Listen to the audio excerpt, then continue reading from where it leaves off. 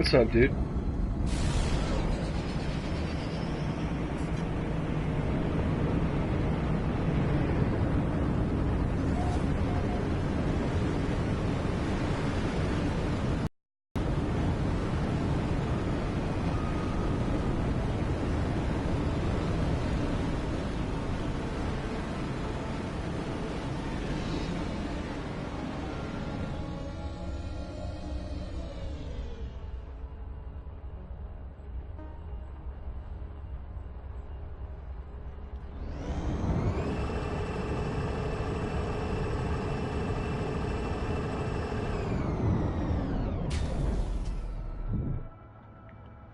What you been up to, TSS 958 Gaming? How have you been enjoying No Man's Sky Next? Have you done the community event yet? Get them Quicksilvers?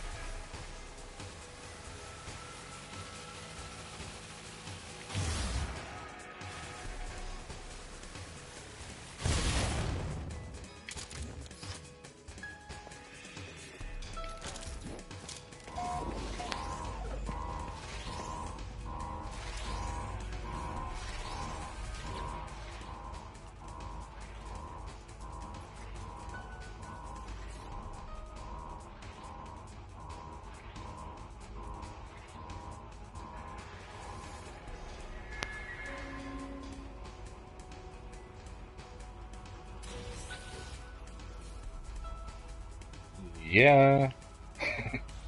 I hardly ever get new recipes, man. They always give me like 35,000 units or whatever. It's like that's like the first time in a long time I've actually gotten like a new recipe. Pretty cool. Cool shit.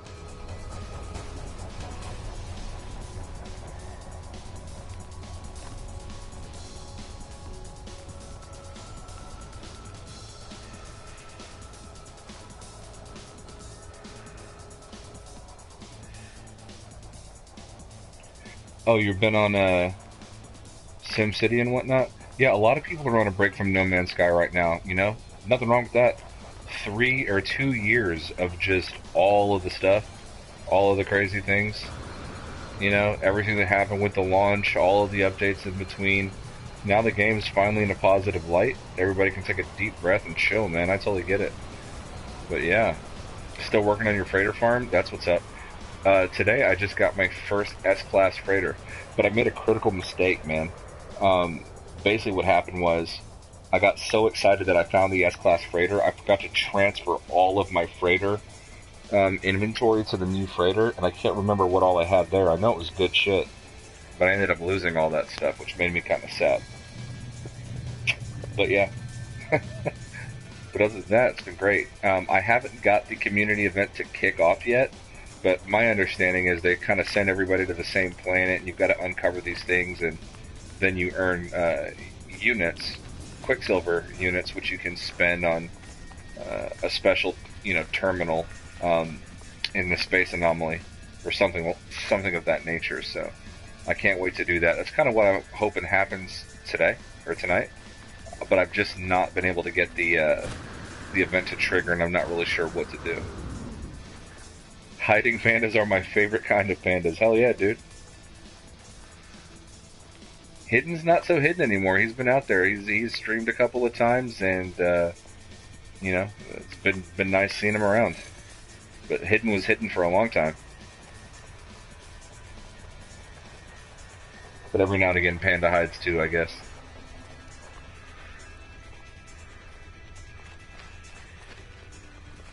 So Kyle, how have you been liking the community event? Did you get your items yet with Quicksilver, or haven't managed to get it to trigger either?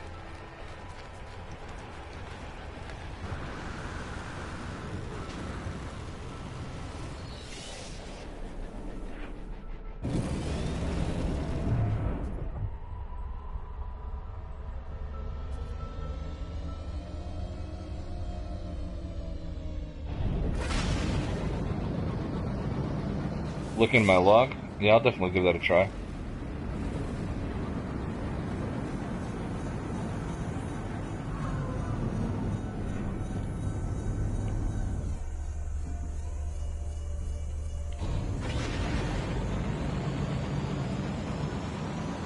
Look in my log.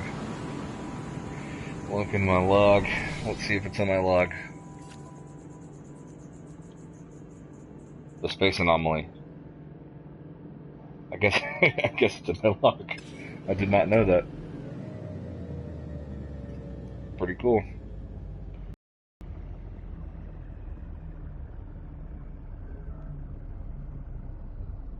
If it's well seen, Panda, from now on, then we need to renegotiate this relationship. No, I shall remain hidden. I think you think I'm a different other Kyle. No. Beautiful ship. I love this ship. Whenever the ARG first showed this particular ship, that's kind of when I really took a liking to it. And I've been a big fan of this particular type of ship ever since then. It's just kind of a weird looking ship. I'm really into it. Okay, let's kick this thing off. I was flying around in circles. Like a gypsy. I don't even know what that meant, but fuck it. Okay. Board the space anomaly and speak to this aboard. Okay. Signal detected, anomaly scan frequency. Oh, dude. That thing got super close to the planet. Holy smokes. They have lots of gorgeous ships in this game. Yeah, they do, man. I've got a, oh, I hate that. Hello Games, fix that, man. I've got this hauler that I really, really like. And my favorite thing is that now that I get to fly it in third person, it reminds me how cool it looks, man. Let's make sure I've got some free inventory slots. Cool. Because I don't know what's going to happen, but...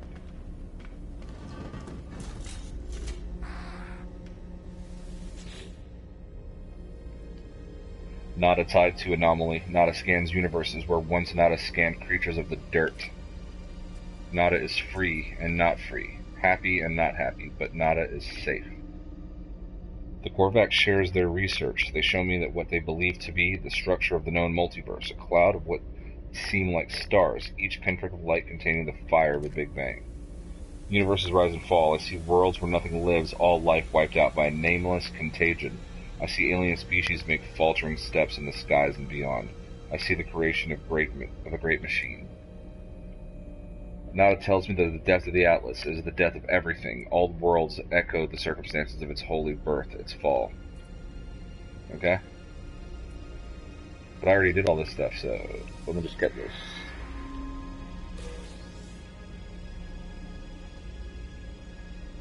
Dude, I'm totally gonna show you the hauler.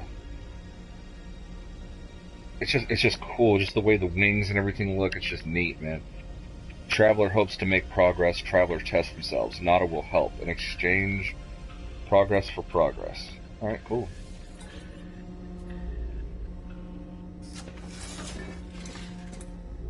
Nada's always on some deep shit.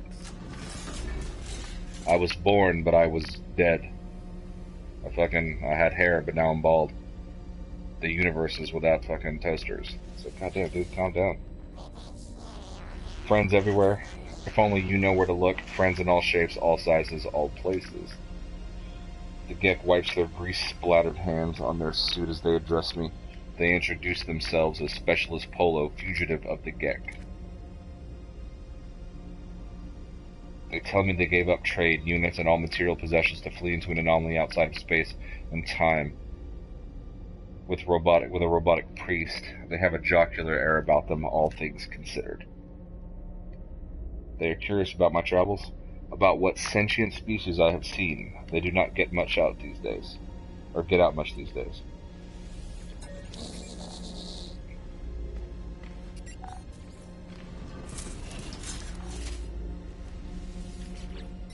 Do I have to do all of the missions all over again? That's crazy. S-class pistol. I would totally grab this if I could dual wield, but they don't let you dual wield, so sad day. Honestly, not a fan of third person. After playing in first person for so long, third is just weird to play in. Nah, man, it's great, dude. I love third person. Because they had to introduce the player models in the game, you know what I mean? They had to sort of rescale everything to make sense for the player, the environment around the player. So now, in the third person perspective, I get to really see, what these worlds look like. When you're in first person all the time and with a perspective that was, not appropriate, not having a player model, you didn't get a sense of how big things really are, how big the universe is around you. I love third person. Kendall Southwick in the chat. What's going on, dude? Welcome. Yes, S-class pistol, but not my style.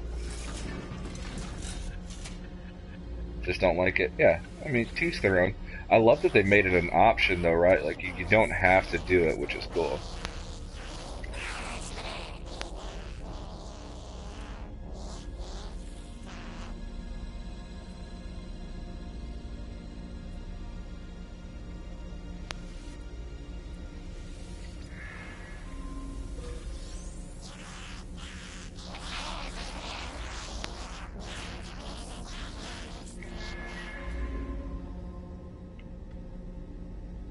Playing and lurking? Hell yeah. As a person, I like first person, but being able to see your ship in flight feels good. That's really popular. A lot of people play it like that, where they, oh shit, okay. I made a video about what the hell was behind this door. That was pretty cool. Now we know, and I was wrong. Yeah, I've noticed that one of the most popular ways to play the game is third person on foot, first person in the ship. And then you're playing, what is it, third person on foot? Or no, first person on foot, third person in ship? I'll have to try it out. I think that because I've played the game in first person for so long, that I just can't stop playing in third person because it just feels so different. Alright, what do we got here? Quicksilver Synthesis Companion. Fuck yeah. That I am glad. They make it an option and not have to. Yeah, exactly.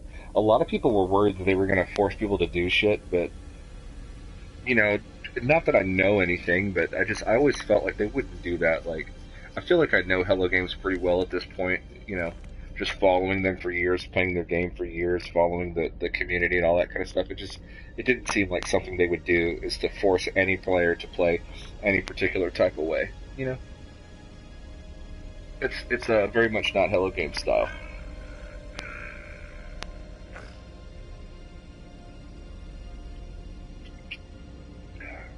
Just taking a quick sip of my gin. Create exotic items from Quicksilver. Yeah. But how does one obtain said Quicksilver? Aw, I gotta buy that decal. The original hub. The first. The Galactic Hub. Oh, cool.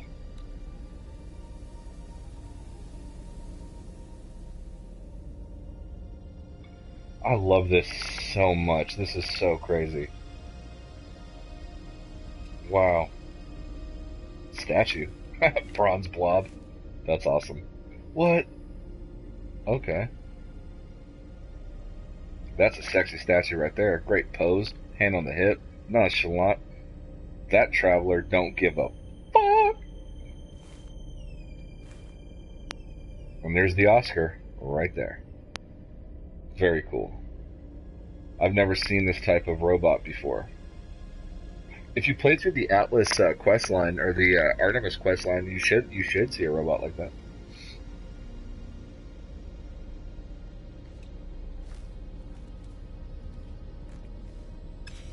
Whoa, whoa, whoa, whoa, whoa, whoa, whoa! Base building parts?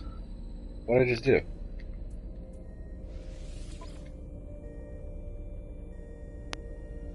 Oh, they just had it separated.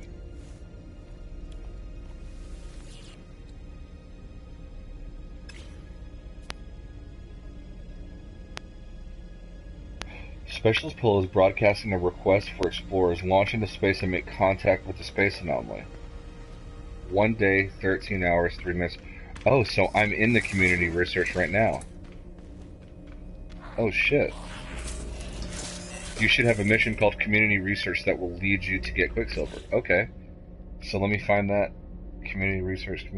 There we, okay. Make contact with the space. Well, I did. Launch into space. Whatever. I mean, I'm in it right now, in it.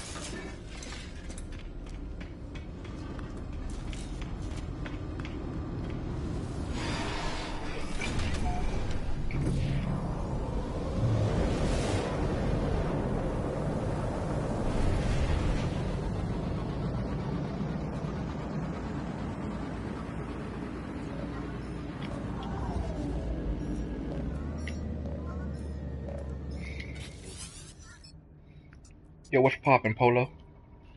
Friend, the galaxy. It roars and shifts, renewed. You sense it too. That I do. I really do. The boundaries shimmer. Now it is the essential time for research, exploration, and friendship. Alright, sounds cool. The Gek's enthusiasm transmits bright and clear through the communicator. They breathlessly tell me that the research has entered a new phase, and that we could plot it together. I like together. Specialist Polo transmits the coordinates for a planet, returning marvelously curious scan data. A cache of strange objects sprouting inside buried technology modules. Word. A small sample would state the curiosity, but even better, more marvelous, were I to return with many. Okay. I'm transmitting you coordinates for a portal to bypass the light years, friend. Through that gateway, our research begins. Word.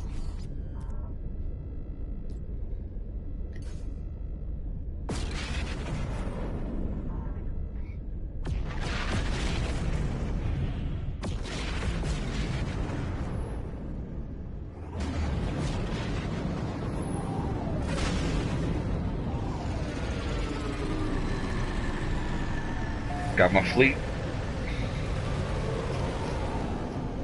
I'm whipping out my ship, Kyle, so I can show you.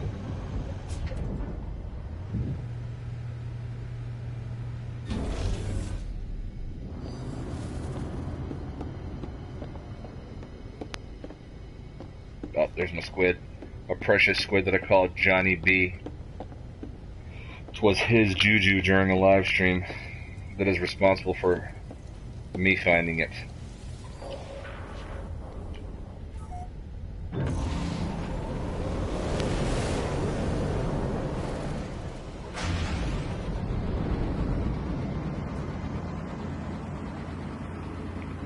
Tell me that's not a sick hauler, dude.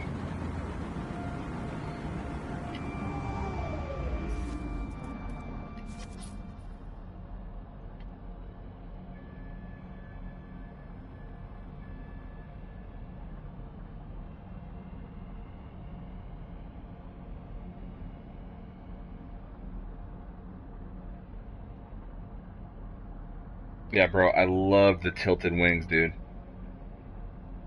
Love the tilted wings. Damn. Yeah, bro.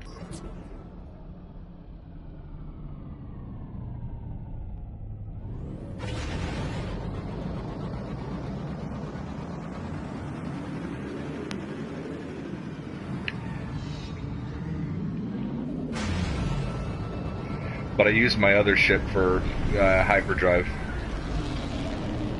because it's got all the warp reactors in it, and all of my ships are catered towards a specific task. So this is just an A-class 48 slot hauler. I just load it up with shit. I just, obviously, ton of stasis devices. Look at that.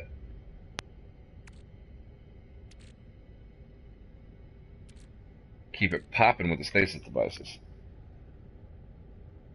Got quite a few of those things. So, across multiple ships for a rainy day, just in case. And I got a bad feeling that part of what I lost when I bought my S-Class freighter and forgot to transfer my fucking inventory is I think that I might have lost some of those stasis devices, but I'm not going to get into that right now. This is my S-Class fighter. Oh, here goes some more stasis devices.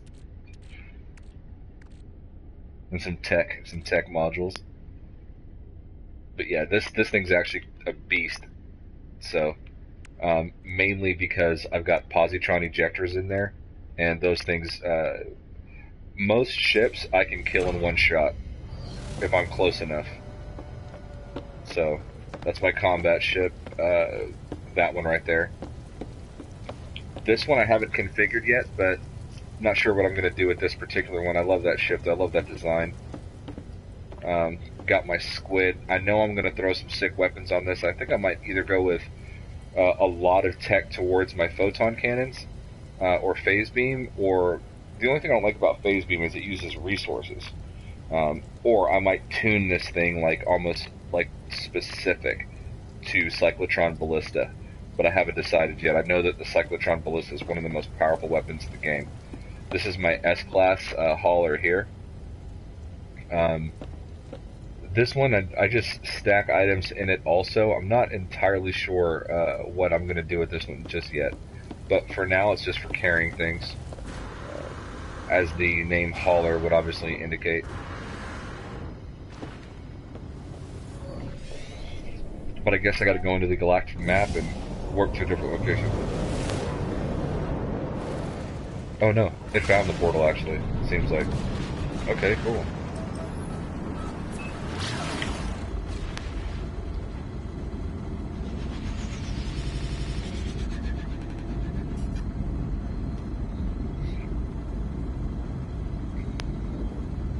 Eventually I'll get a 3D printer, and there's a lot of ships and robots for movies that I want to print out. Oh, that'd be cool.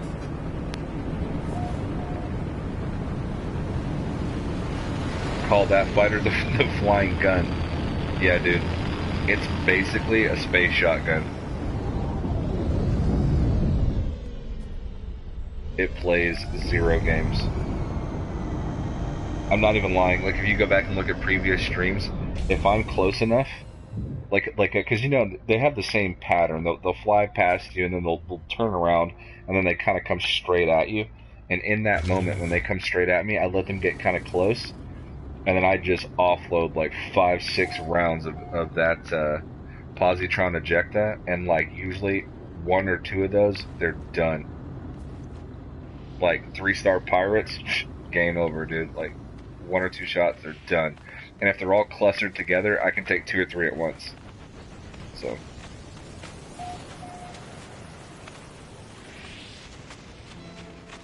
What's going on, Mocktown? Hell yeah, dude. I'm doing okay, man. I had a really busy day at work today. In a good way. I did a good job. So, it was a big day for me, sales wise. But yeah, just kind of wanting to vibe out and play some No Man's Sky, of course.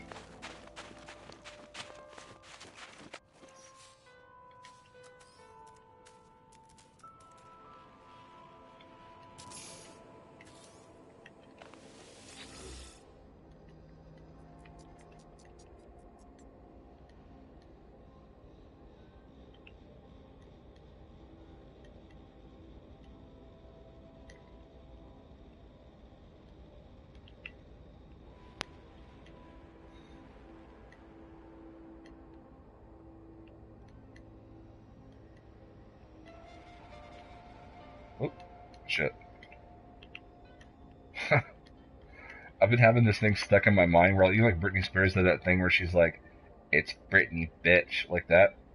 That's kind of what I'm thinking of. I don't know why that was in my mind, but I'm random. They got me. They got me.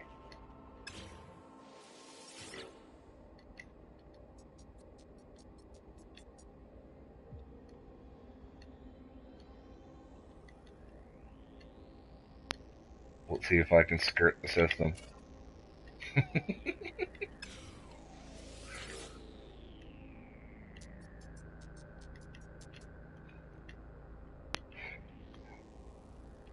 I'm gonna get like there we go. I was gonna say maybe I'm gonna get suspended by Hello Games or something.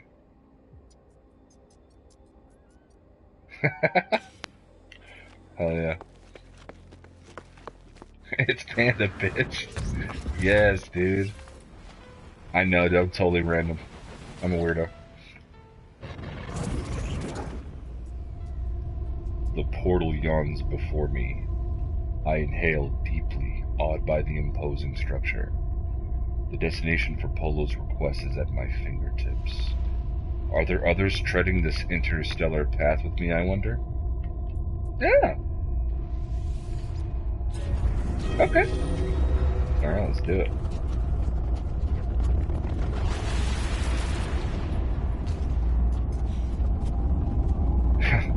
I almost got slapped in the face with that liquid finger. Holy shit. Alright. That's a terrible audio glitch.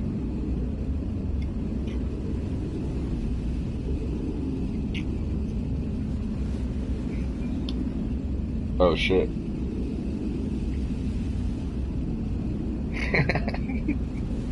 Kyle's comment got withheld. Come on, YouTube, quit being a censor bitch. Rick James, bitch. Rick James, bitch. Charlie Murphy.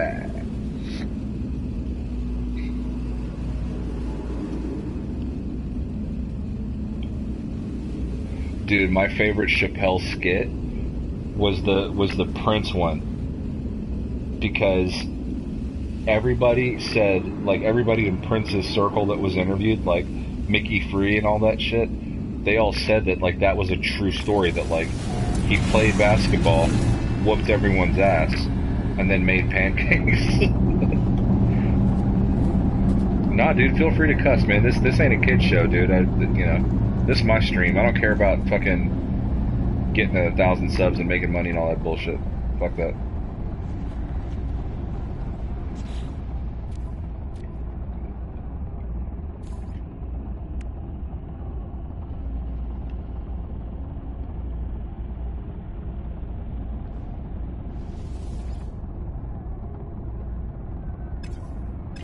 Gotta turn off that voice. You know what I'm saying? Might throw some people off. It's a pretty goddamn cool planet, though. Jesus. Dave Chappelle, Prince kicked butt. Yeah, hell yeah, dude. And then he made pancakes, man. Like, who the fuck does that?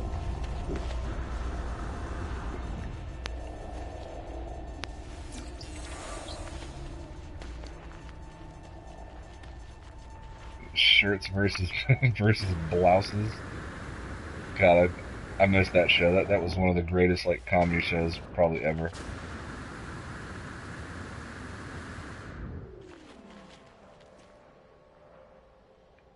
Dang, people making bases everywhere.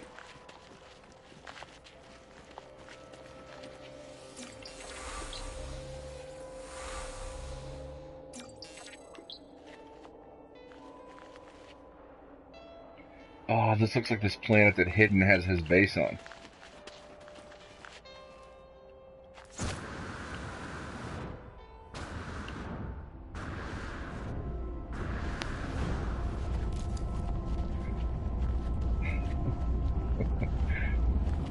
I love the black KKK member one. The guy from the show Will and Grace actually played in that segment. His head exploded. The actor from Will and Grace. Oh yeah. Dude, I'm telling you, it's total genius. Alright, now how do I find where things are buried in the ground? How does that work? Does it like appear on my map, or do I just dig?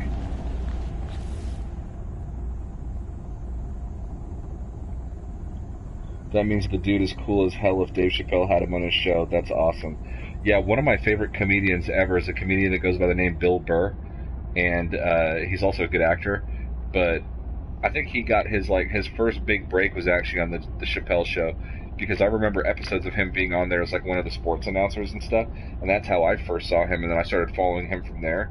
And he's one of my favorite comedians, if not he's my favorite comedian currently that like isn't dead or like like active comedian. But yeah, he's fucking awesome. Analysis visor. Geeky Gex says L1 use analysis visor. Yep, all right. So we have consensus. Let's do this.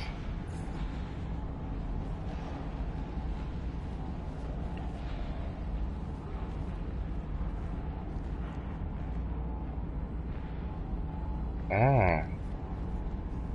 Nope, hazardous flora.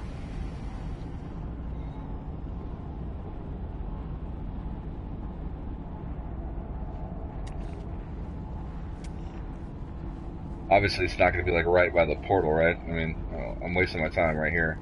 Stephen King was on Chappelle's show and made a racial joke in front of Dave. It was great, lol. Yeah, I mean, that's what I liked about Chappelle's show and like cartoons, like Family Guy and stuff like that, is that it's not, they don't single any group out, man. I mean, they're going after everybody. It's like you gotta learn to have fun and just crack a goddamn joke and take it easy.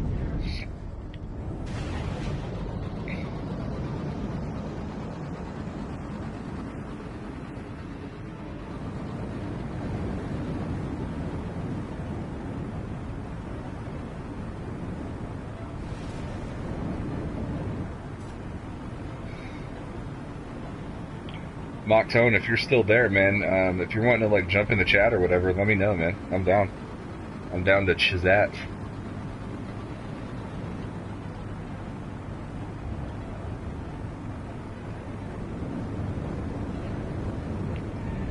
All right, let's just land here. This looks like a good spot.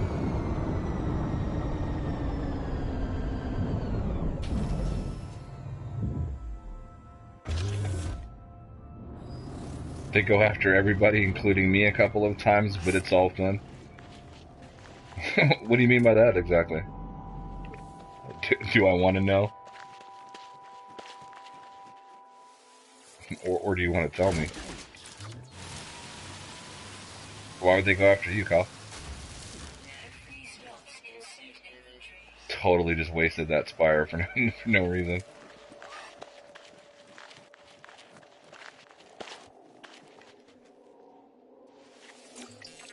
Give me some knowledge, kid. Alright. Buried tech. Is that buried tech? Artifact. What does that mean? Artifact.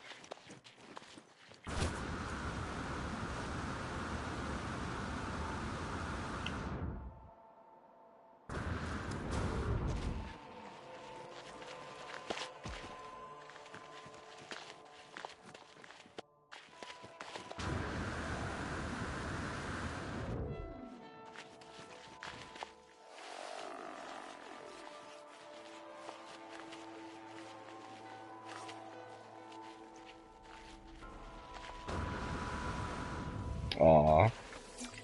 I should have known.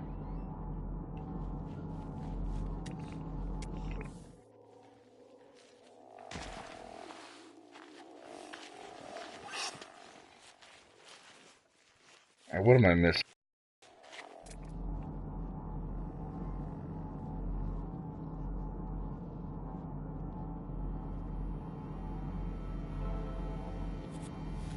What's that? A humming egg. Okay. Iridium deposit. Cobalt deposit.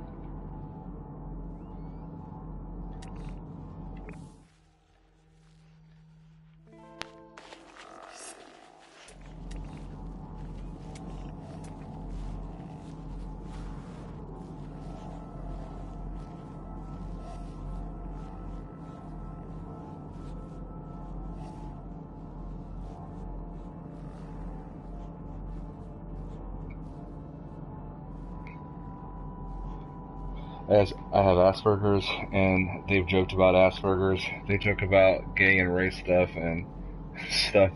Oh, and those are my friends. Never actually just me. Just aspects that make up me. And nothing bad. I love them.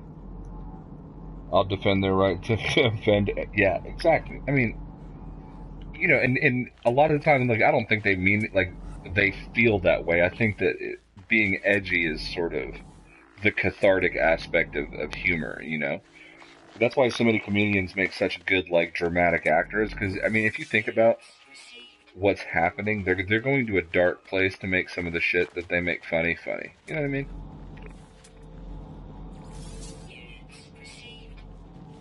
Where's this at?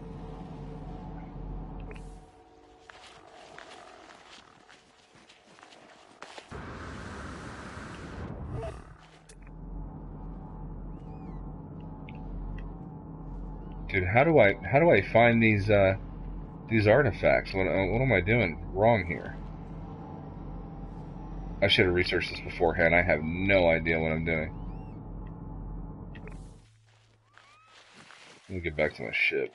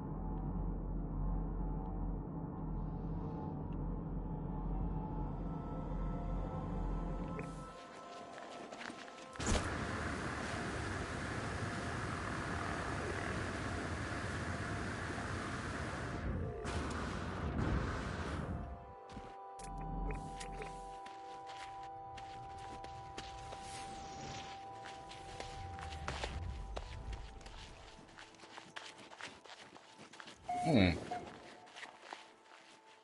I am so lost.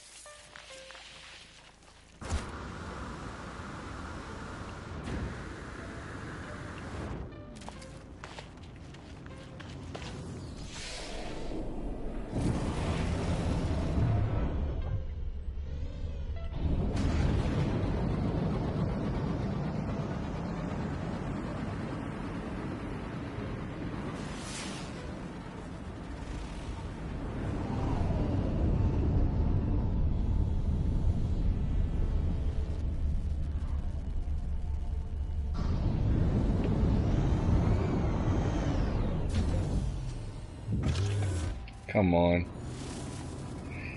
If you did home base building, it's the same thing. You go to salvage tech for.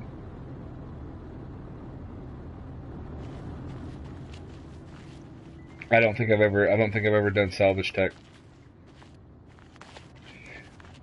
because I loaded up my legacy save and I was already so far into the game, like resources wise, so much money, so much stuff stacked, and so much of the story and everything completed from before that, like, I really didn't bother to, like, go back through anything.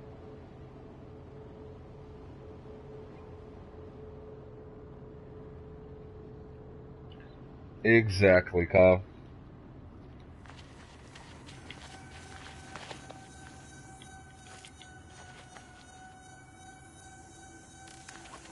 Oh, this is abandoned building type shit.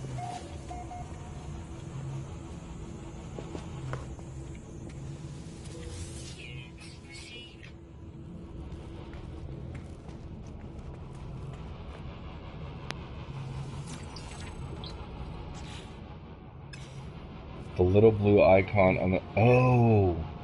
I see. I see. It looks like the Wi-Fi symbol. I gotcha.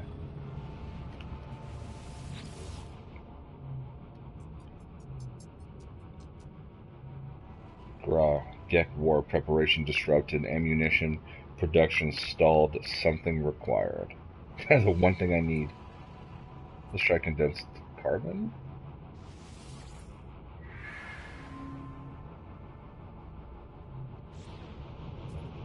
Failure. Well, shit.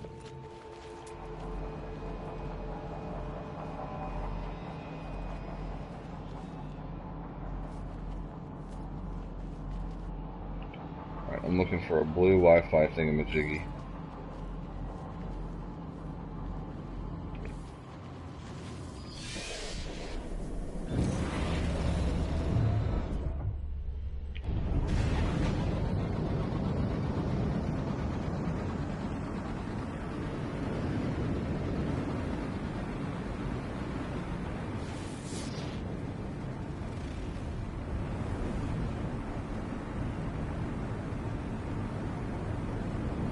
I'm gonna try and see if it'll let me snag an exocraft over here at this base. It's crazy how many people built bases here.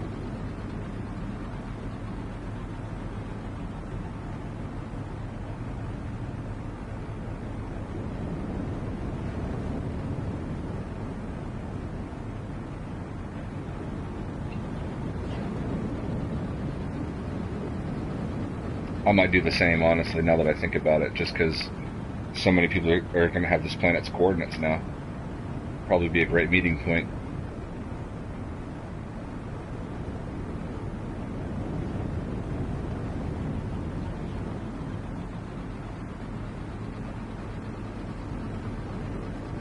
I have a feeling that in that store, the only reason, the reason why they showed the Galactic Hub badge or whatever is because this planet or system is probably in the Galactic Hub, I would imagine.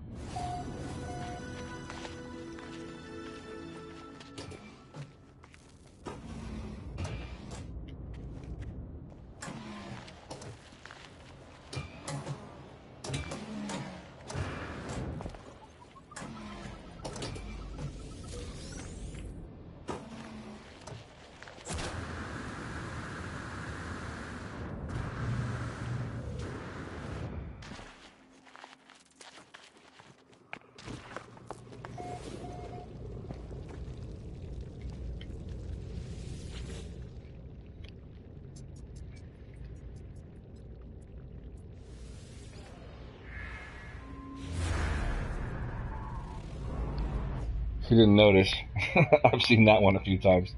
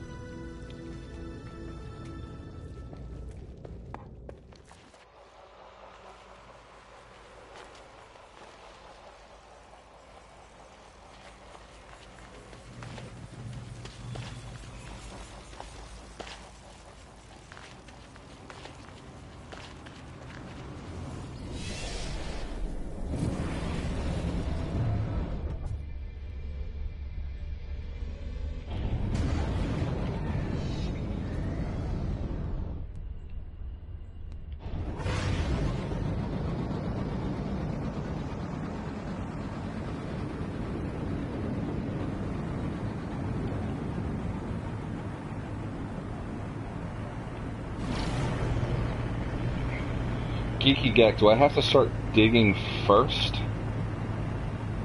and then using my my analysis visor? Or do I use my analysis visor first and then dig for it?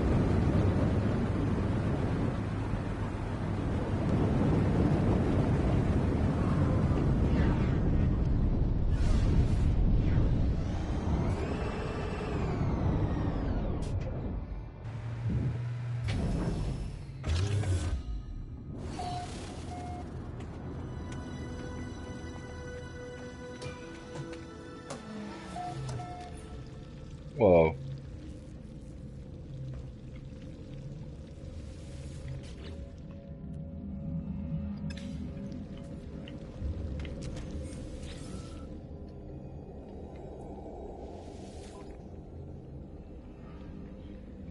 No, you just walk around looking for the icon with the analysis advisor tag, and then hit the square button, and go and dig it up with the terrain editor. Alright, cool.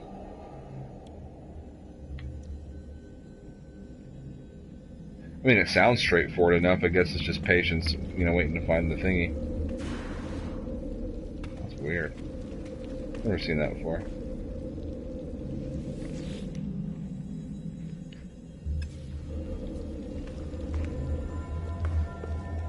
So I'm guessing there's hex cores here.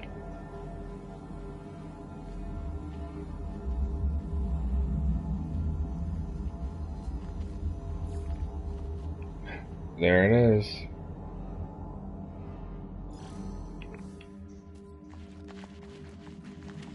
Thank you, whichever lovely person decided to place that there. I've just never randomly seen a terminus in just like a building like that. It's kind of weird. Alright, let's call an exocraft. Will it let me do it? Yay.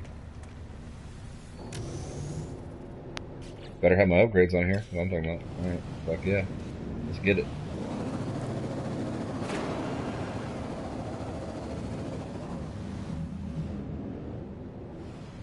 Wait, didn't I put a,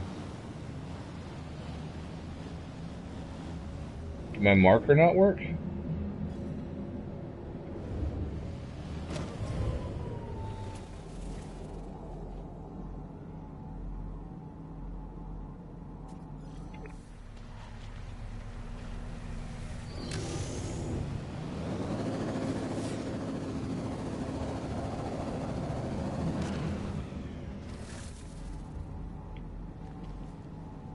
Alright, I'm not using that anymore.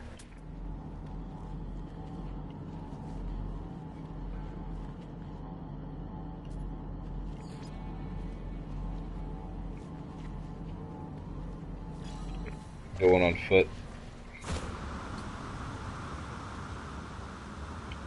Mega exotic planets and blue systems with economy have tons of them. It's going proof when you hop in it. Oh, poof. Yeah, it did, dude. It just totally, like, faded out on me. Most people would have got it the first time around, but I, like, tried it 4 fucking times first.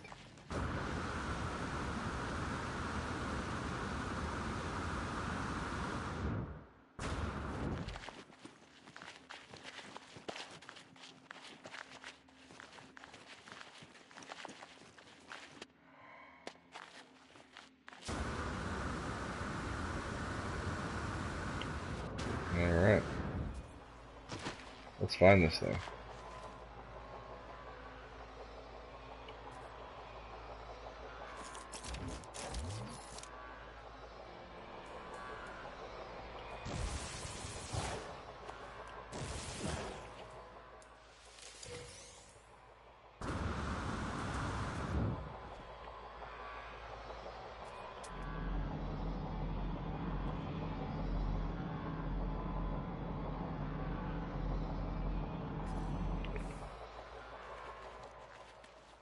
Man. That's pretty goddamn cool.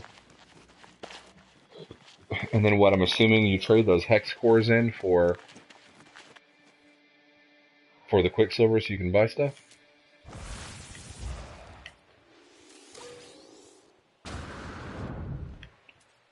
I need 25 total, huh?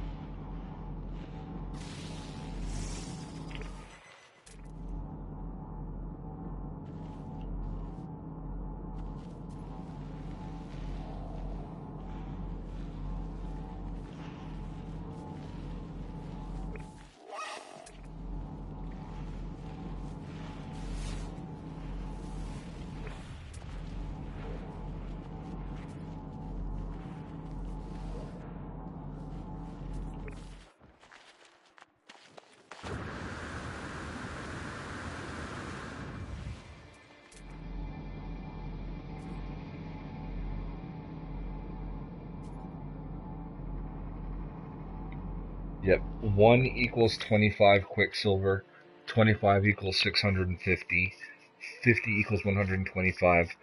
First 25 you get First 25 get you 2,000 Quicksilver.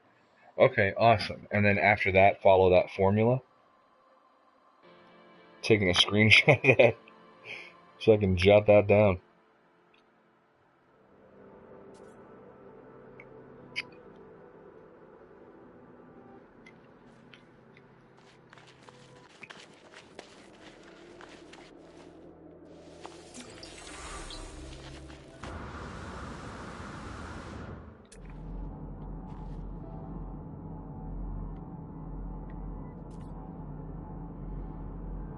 I may just need to go to another landmass at this point. Not seeing anything else here.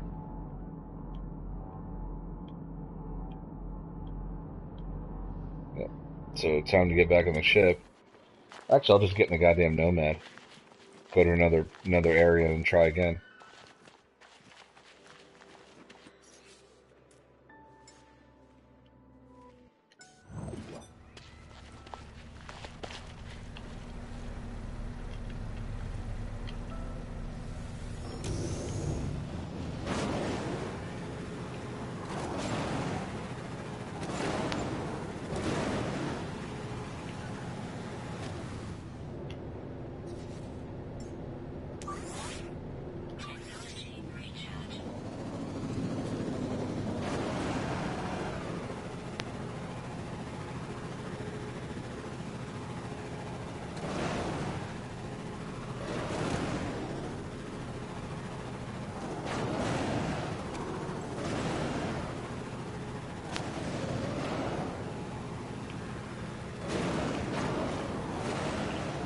Thanks for helping me out, Geeky Geck. Probably taking me forever to figure that out.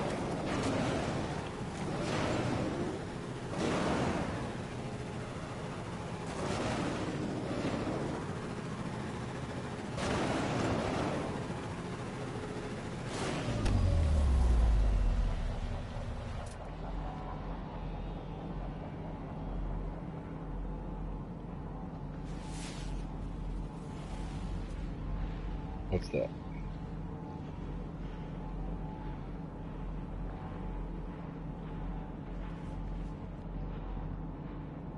It's not what I think it is it? Oh, there we go, right there. Cool.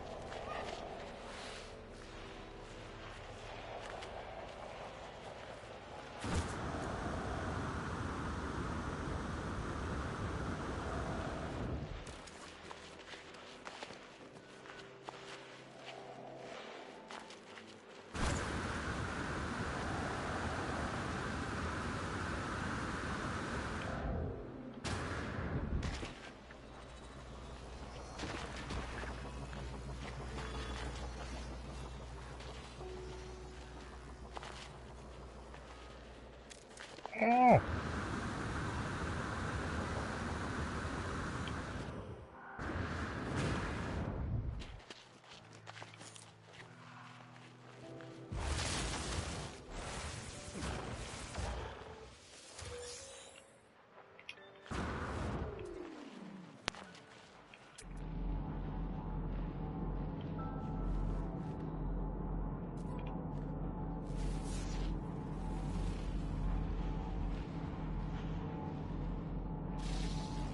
Oh, distance beacon.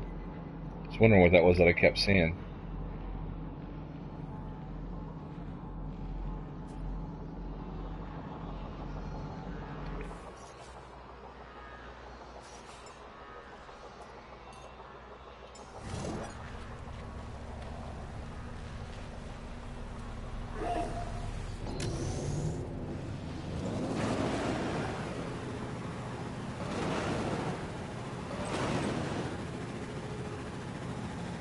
It's a pretty cool planet, man.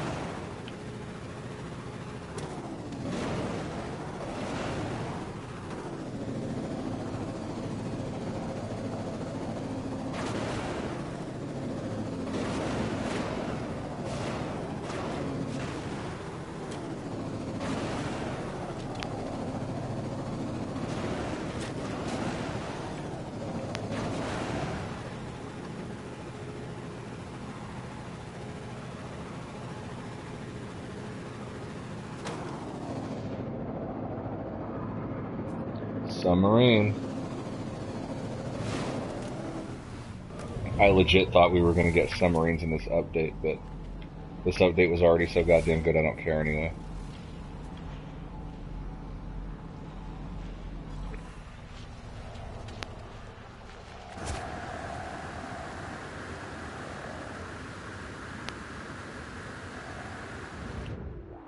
That sound that just went off sounds like a thing in Destiny.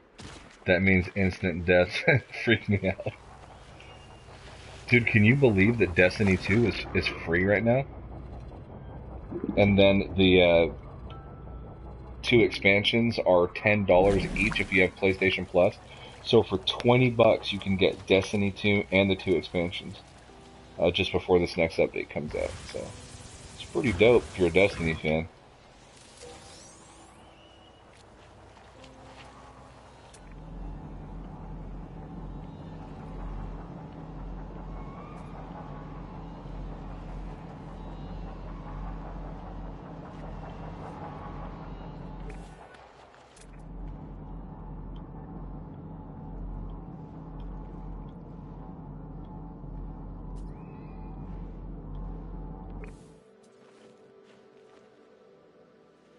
Alright, where's my exocraft? From which direction did I come? Ah.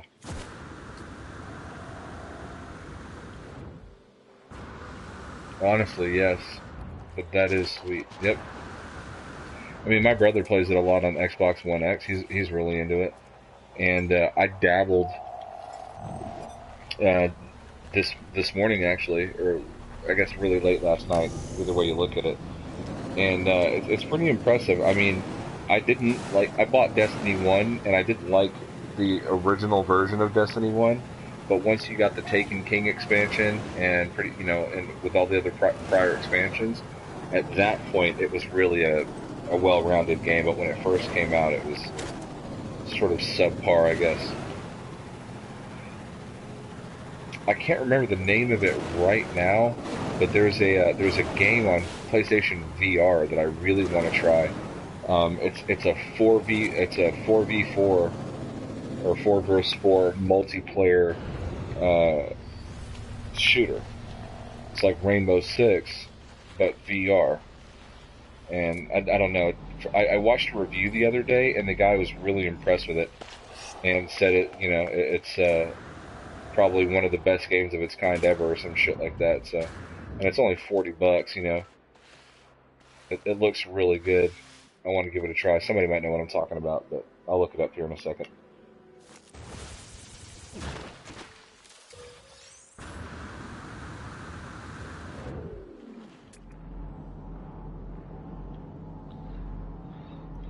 God, I love that there's like all of these changes that have been made in No Man's Sky are so worth it, right? Like, not to get too sentimental or anything, but I mean, dude, we went from Atlas Rises, which had a 30-hour story and like some new base building shit and like some orbs, to like real multiplayer with player models, and you could see other characters in their ships, build bases together, unlimited bases anywhere.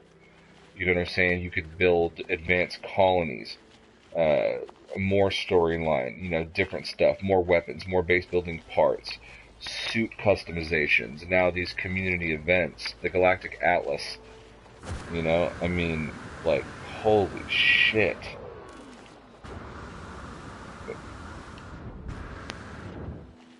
That's pretty awesome, man. They did it big with this update, and I'm proud of Hello Games. And then they just rifled out. I mean, the update hit in August. It's just now September, and in that 1 month, they rifled out like 8 fucking patches and 2 sub patches, or smaller hot fixes, or whatever you want to call it.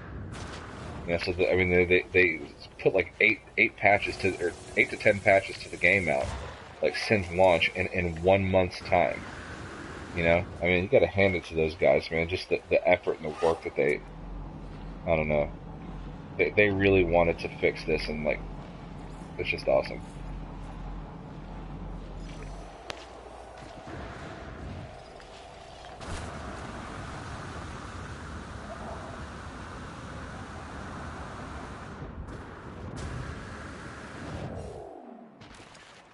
I like all games, love them really, but there are ones that I really get into, like No Man's Sky, Skyrim, Borderlands, Need for Speed. I rarely bad talk any game. Most games are a really great effort. I mean, truly, you know. Um, it takes a lot of time, sometimes often hundreds of people to produce a game, and I don't know. I got great respect for the gaming community. I like most games also. I'm really big on single player experiences. I was when I expected No Man's Sky to be multiplayer when it first came out, but I didn't care that it wasn't because I'm not really a big multiplayer guy, and I was really concerned with the focus on multiplayer for this game moving forward. And I've even made videos in the past talking about how I thought it was important for No Man's Sky's survival that it incorporated a legitimate and true, like, robust multiplayer sort of system, but that for me, I didn't really care because that wasn't a big factor for me, really. The whole multiplayer aspect of it. It wasn't the selling point for me to buy the game or anything like that. But just seeing how they've implemented it, and as patches come out and the game becomes like more stable and shit, um, I don't know, man. I just see this like this is going to be around a long time. I'm really impressed.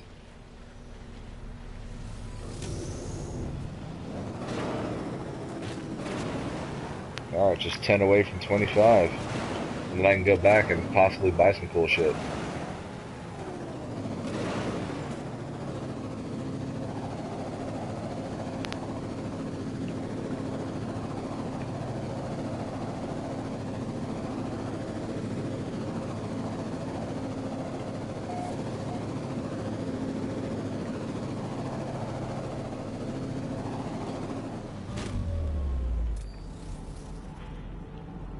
All right.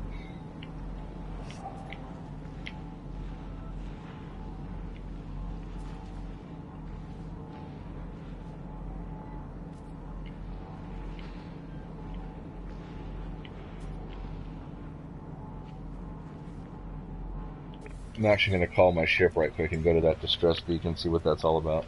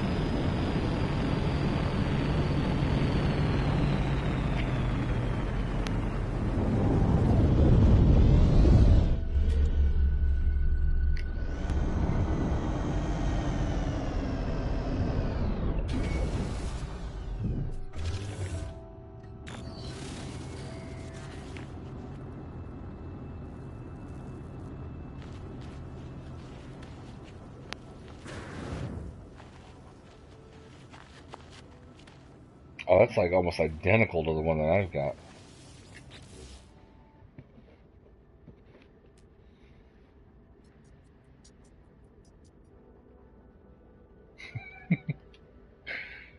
This is actually my first time finding a crash ship since the update, and just every now and again I just see new stuff I haven't seen before, and it's just cool. I'm gonna throw up a combo here for anybody that might be interested. I don't know if the RNG changes on this, and for somebody else it might be an S class, but we'll see.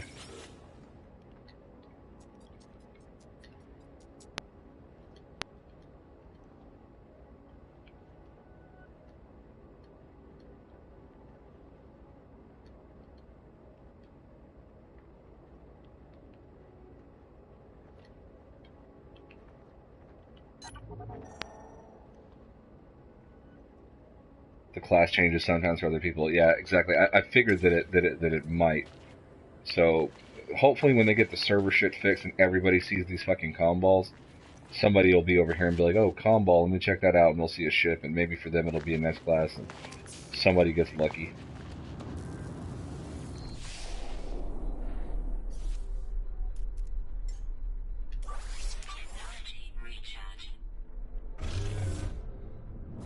Guess while I'm here I can look for... There we go.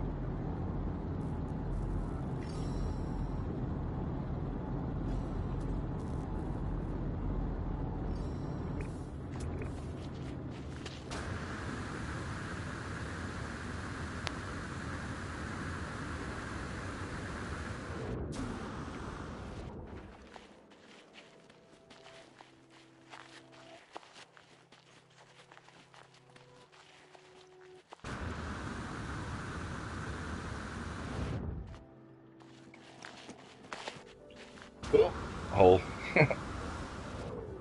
Did not see that at first. Fucking whipping plant, son of a bitch.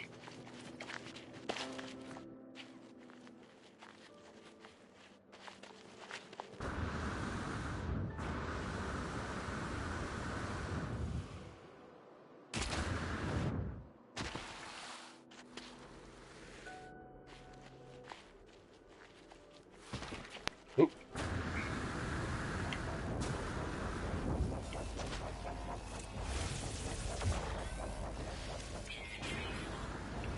Oh, you rat bastard. What can I drop? Pugnium. Get rid of that shit. Didn't even give me all of those, probably. Pissed me off, shit. Alright.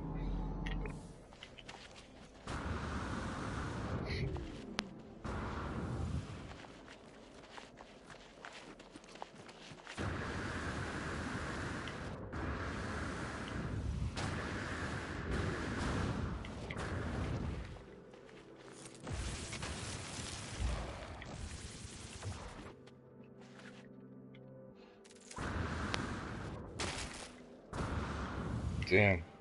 That's weird. Shouldn't have dug so deep. Alright. Nice. 3 in a row. Pugnium is made from small bugs. Yes, the quadrupedal sentinels, as they are also known. You have the Arans, the quadrupeds, and the walkers.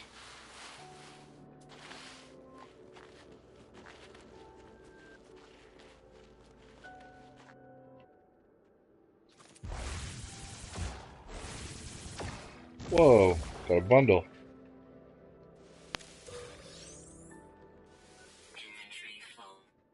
Oh, you son of a bitch.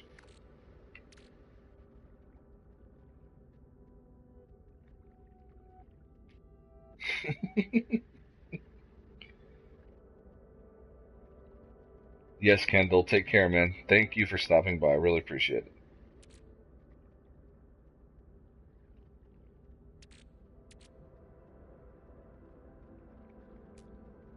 What the fuck can I drop? I'm totally dropping ferrite. I gotta get these cores, cuh. Alright.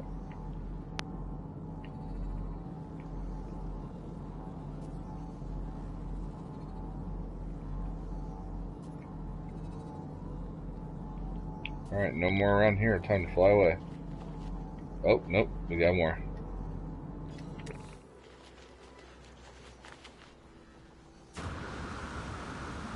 Do you know you can get 48 cargo slots now, just like your legacy set? Yeah, I've actually been adding to my, so I've got 32 slots now. Because before you could only have like 25, right? So I'm working on that. I just gotta keep going to space stations so that I could buy the slots. Or I guess I could use navigational data and find drop pods. That's one way of doing it. Probably faster than going to space stations, honestly. But I mean, I got 2 billion units. I can buy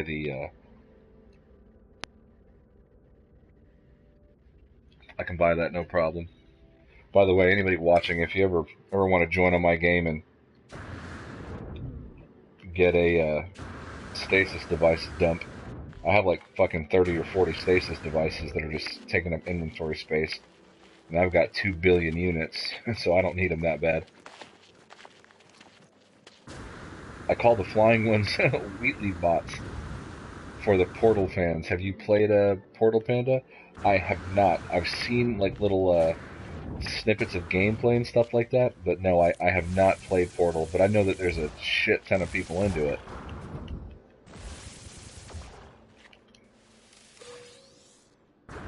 But I can't say that I know it all that well.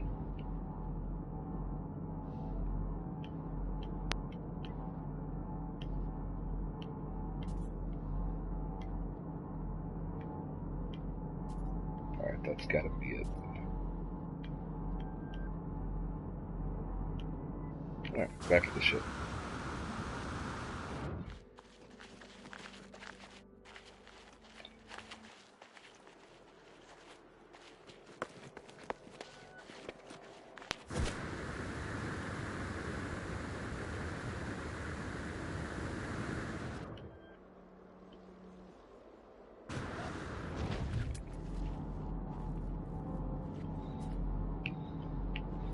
Alright, any more pop up?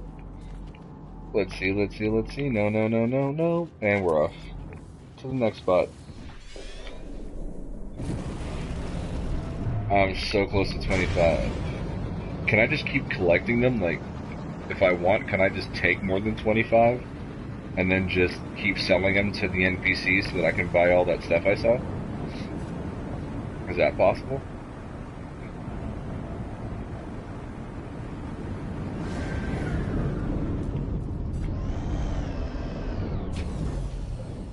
Really good single-player puzzle game.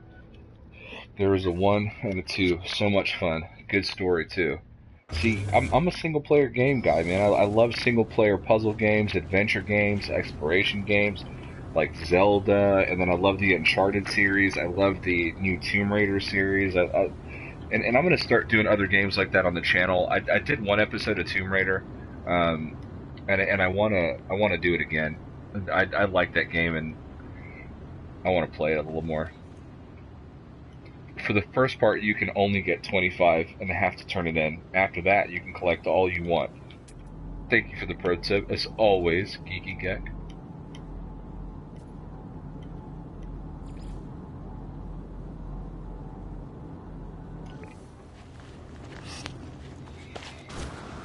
That should give me my 25 right there. Do I still have that space? Yes.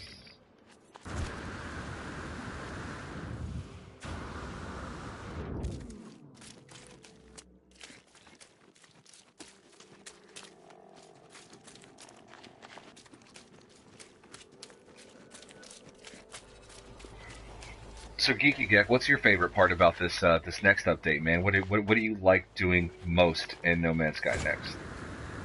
Because I haven't figured out what I like doing most yet. I'm still in awe of the graphical overhaul and all the third-person stuff and the player model customizations and all that. You know, I haven't like really slowed down and like thought of one specific thing that I like the most yet. Kendall says once you get to 25 hex core, it becomes hard to get them, or hard to get them. I found after 25, transfer them to your freighter and then collect them. Okay, I see what you're saying. Hell yeah. If you can get your hands on them, I highly recommend it. Recommend them for you, Panda. PC, Xbox 360, and PS3. Oh, wow. I have an Xbox One as well. I need to get that thing plugged in and tied to my YouTube account, because there's a lot of Xbox games that like I really need to get back into. And I've got like Skate 2. I love Skate, like that franchise. I don't know if anybody's played that, but I've got Skate 2 for Xbox, and I want to pick up a copy of Skate 3. I don't know if it's backwards compatible on Xbox One or not, but I could always get it through EA Access or whatever it's called. I started a new game save in survival mode and have been building back up to where I was before. Nice. Very nice.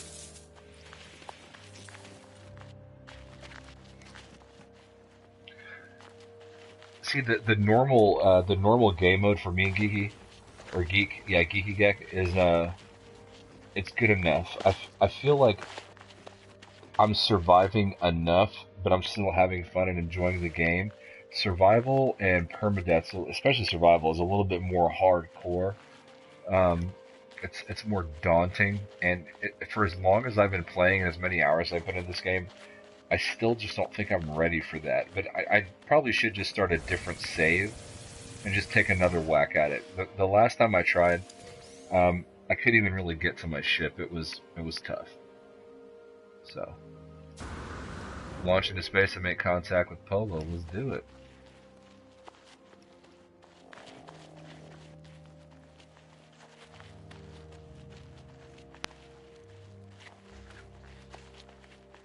Yeah, basically what happened, man, was I launched into the game. My ship was. I know I've told this story 100 times. I'm sorry if it's super redundant for you guys, but my ship was 18 minutes away. I was on a hot planet. There was no caves. I didn't have any grenades because I didn't have that technology yet. Um, no outcroppings, like nothing. At least the direction towards the ship. So I tried to move as quickly as I could to get there, but I could not get to the ship fast enough, and I just died. you know, I just died like right then and there, and just trying to get to my ship at the beginning so that I could work on repairing it. And it was at that moment where I was kind of like, yeah, this is a little hard for me, you know. Because No Man's Sky is such a therapeutic experience for me. It's so relaxing, just looking at all the different vistas and landscapes and all that kind of stuff. So it, you know, survival sort of, it puts my focus on just the living part of it, like surviving, and gives me a little bit of anxiety. What in the fuck was that? What? I'm sorry. What? I saw something similar to this in Atlas Rises when I went to one of Sword's farms, actually. Whoa. See, in Atlas Rises, it didn't look that big. Now, this could just be a different type, but good God.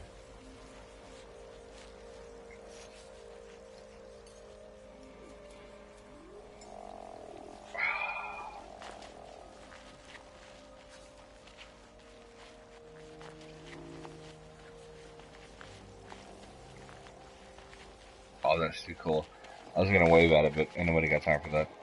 Caves are your friend. Dude, I couldn't find any. I really couldn't, and there was no outcropping.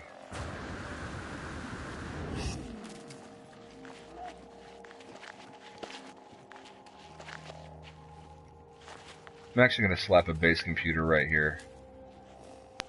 I just want to be able to get back here whenever. Do I have enough to make it? It's not gonna let me do it, is it? Because I came through a fucking portal. Oh. Shit.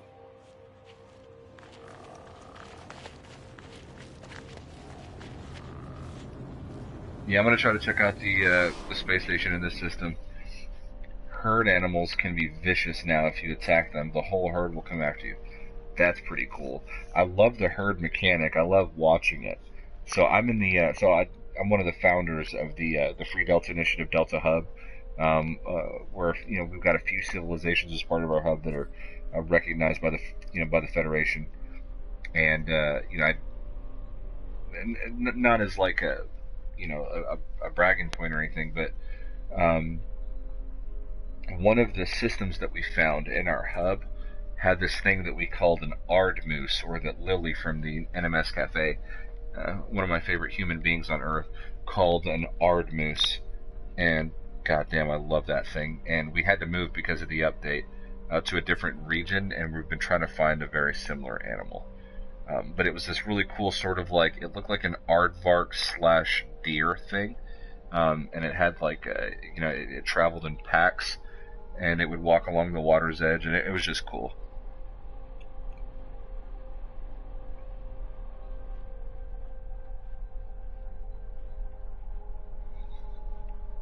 I'm ready, but along with you, Panda, normal is good.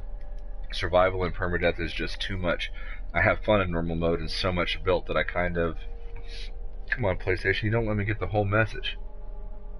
But I kind of just don't want to. Nice. Find those things are cool. Yeah. How long have you played in survival approximately? that 18 minutes, dude. I don't know if you were talking to me, Geeky, but that's about all I played of it, man. I was just like, dude, I couldn't even get to my fucking ship.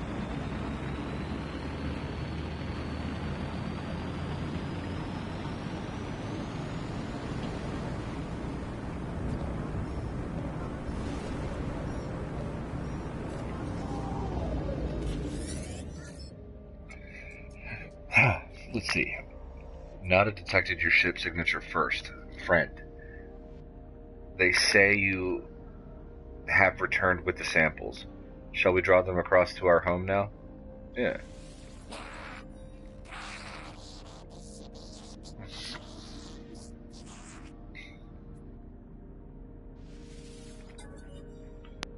Polo clicks their beak exuberantly, the sound of it echoing about the cockpit. They tell me they have transferred a gift to my accounts, and that I must spend it on something fun.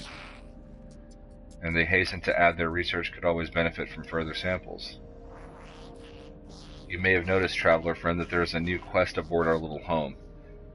A being fashioned from metal and soul by my own paws. They will help me explore synthesis and creation, transforming quicksilver into exotic goods.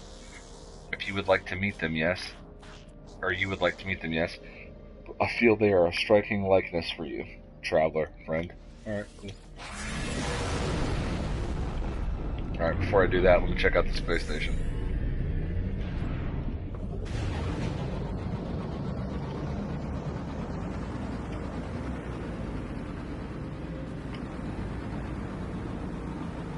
$70 hours in survival? Nice.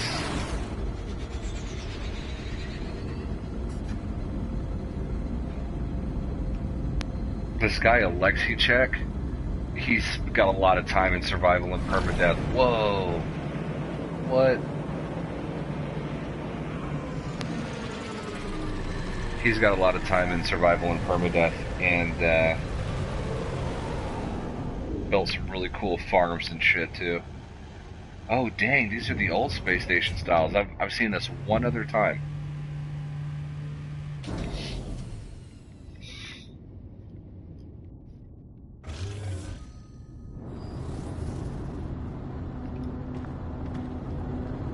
Oh, so creepy. So there was a glitch the last time I came here because of some of the issues with the patches. After Next, my Atlas passes were not there. But luckily I had a USB backup of my legacy save, so after a couple patches, I reloaded my legacy save and got my Atlas passes back.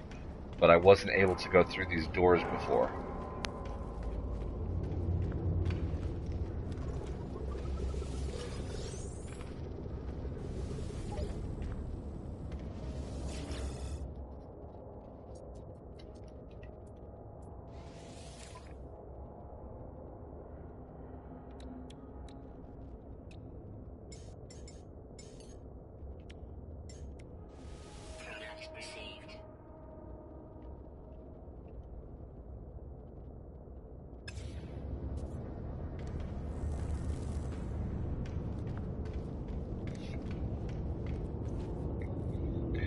Single save, have died twice.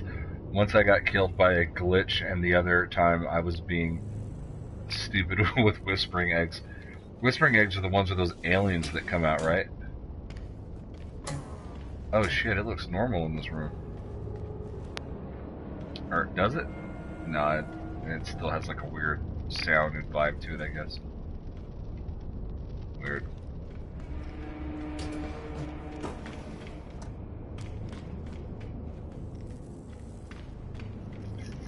I got 800 hours in normal, so I have a hard time moving away. 800 hours? Dude, HiddenJewAgenda has like that many hours too. If I haven't already broken it during this stream, I'm very close to hitting 600 hours. And I feel like I play this game a lot. So that's pretty crazy.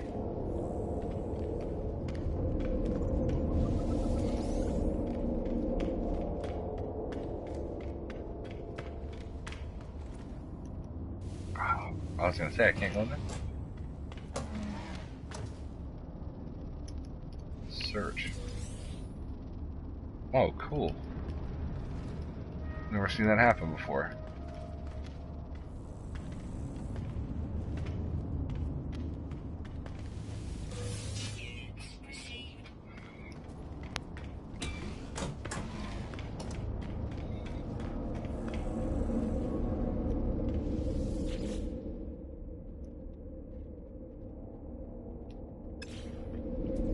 Well, you won't let me build a base, you son of a bitch. I guess if your friend is here and you join them in a multiplayer lobby and slap a base computer, that's probably how a lot of these people are doing it, I would imagine. Because when you go through a portal, for some reason, it doesn't let you build a base.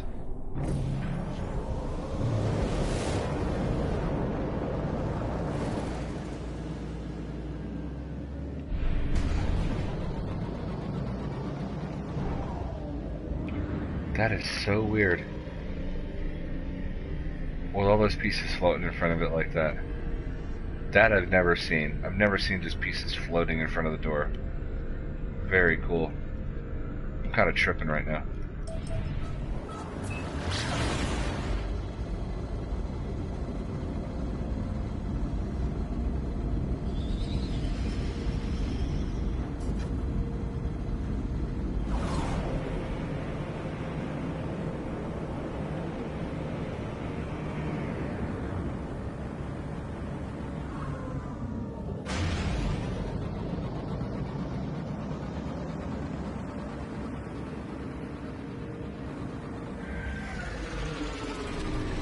Oh, I hate that. Oh, I'm gonna close my eyes every time that happens.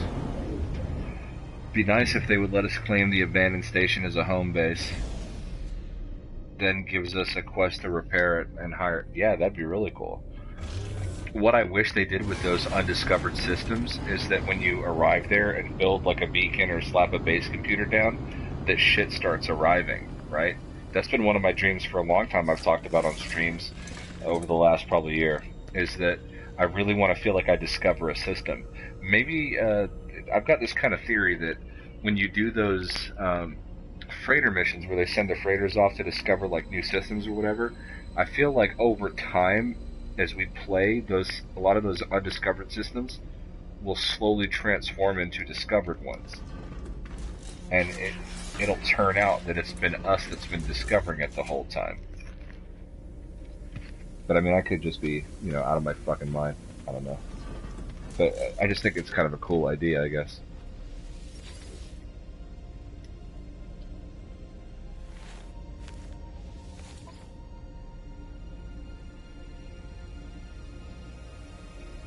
Dang, they want a lot of money from them gestures. What the hell? Uh-uh.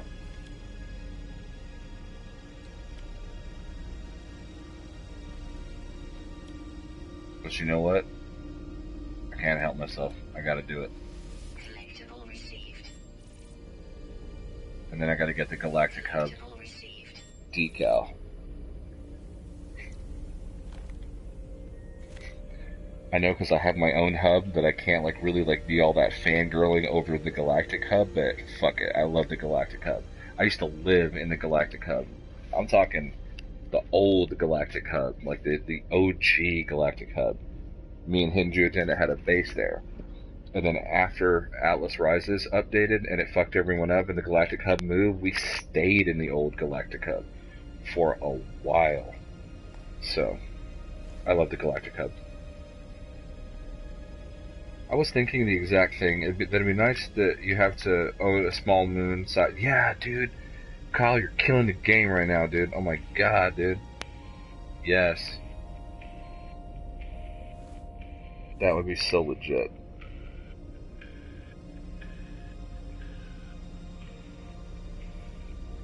So legit.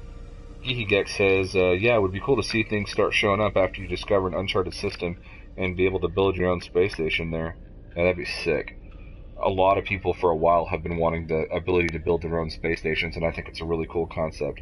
I have about 450 hours in normal saves all total. That's not bad. That's not bad. I'm about to hit 600, and like I said, I feel like that's a lot. But there's people with thousands of hours in the game. I just don't. I don't know. I don't know how. You know. But it's cool. So I'm about to fucking crack out here pretty soon and try to get this Sparse Horizon helmet. That's pretty dope.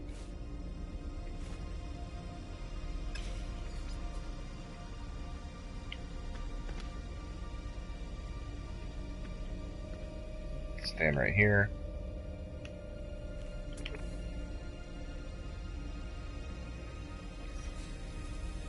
Let's try out our new gesture. Yes. So cool. Alright. I'm over it.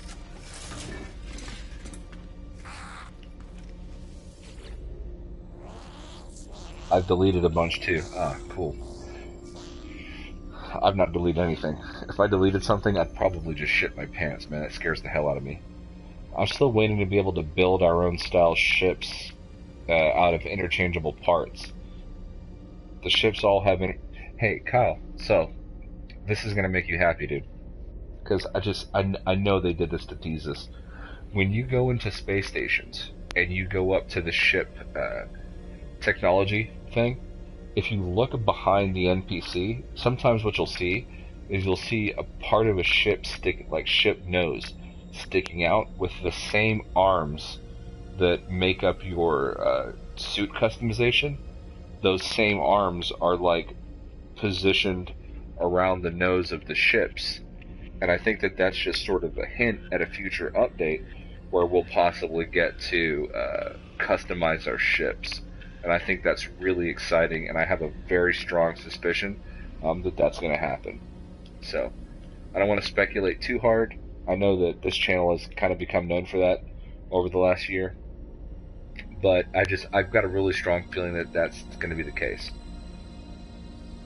Remember, blue systems with economy, look for mega exotic planets. Mega exotics are one with giant plants and rocks you can't mine. Best to look in undiscovered ones for the best luck. Okay. Hit with arms.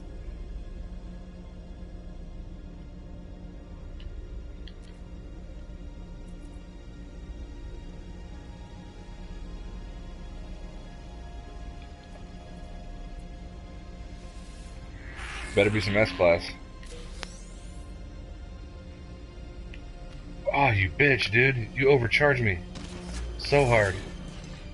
So hard. But your boy's still rich as hell. I managed to collect 30,000 Quicksilver that way. Oh shit, okay. Hold up, wait. 30,000 Quicksilver? Doing what?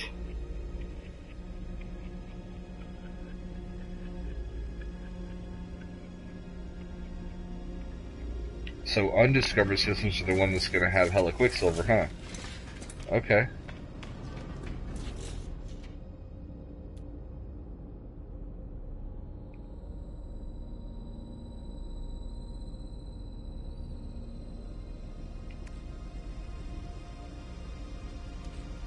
Dude, I need to break this stuff down so bad. I'm going to send this to my my freighter, actually.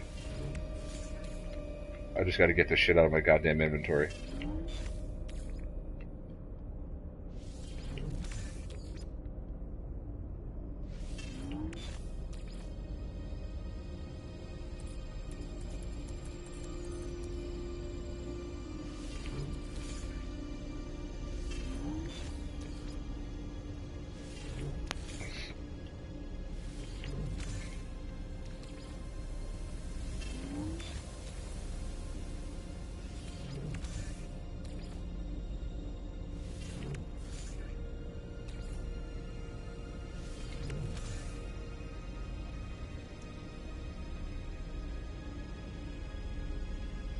Wait. Alright.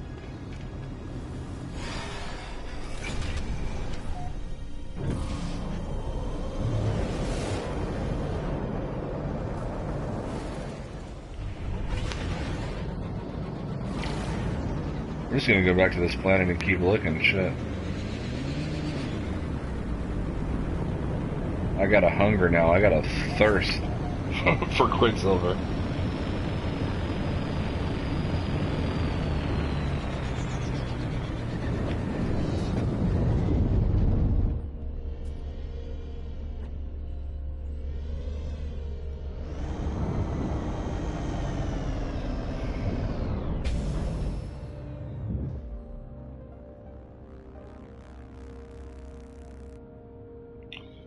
Kyle says, I'd hope for ships with arms. There's an anime named Outlaw Star. I need to check that out. If I grew up really liking Cowboy Bebop, Kyle, am I the type of person that's going to enjoy Outlaw Star? Because this is the third or fourth time that someone I know has mentioned it. So I want to check it out. About humans setting out into space after the beginning of FTL travel. Their combat ships had arms and ship hand tools and weapons. Okay. Interesting. Blue systems with economy. Alright.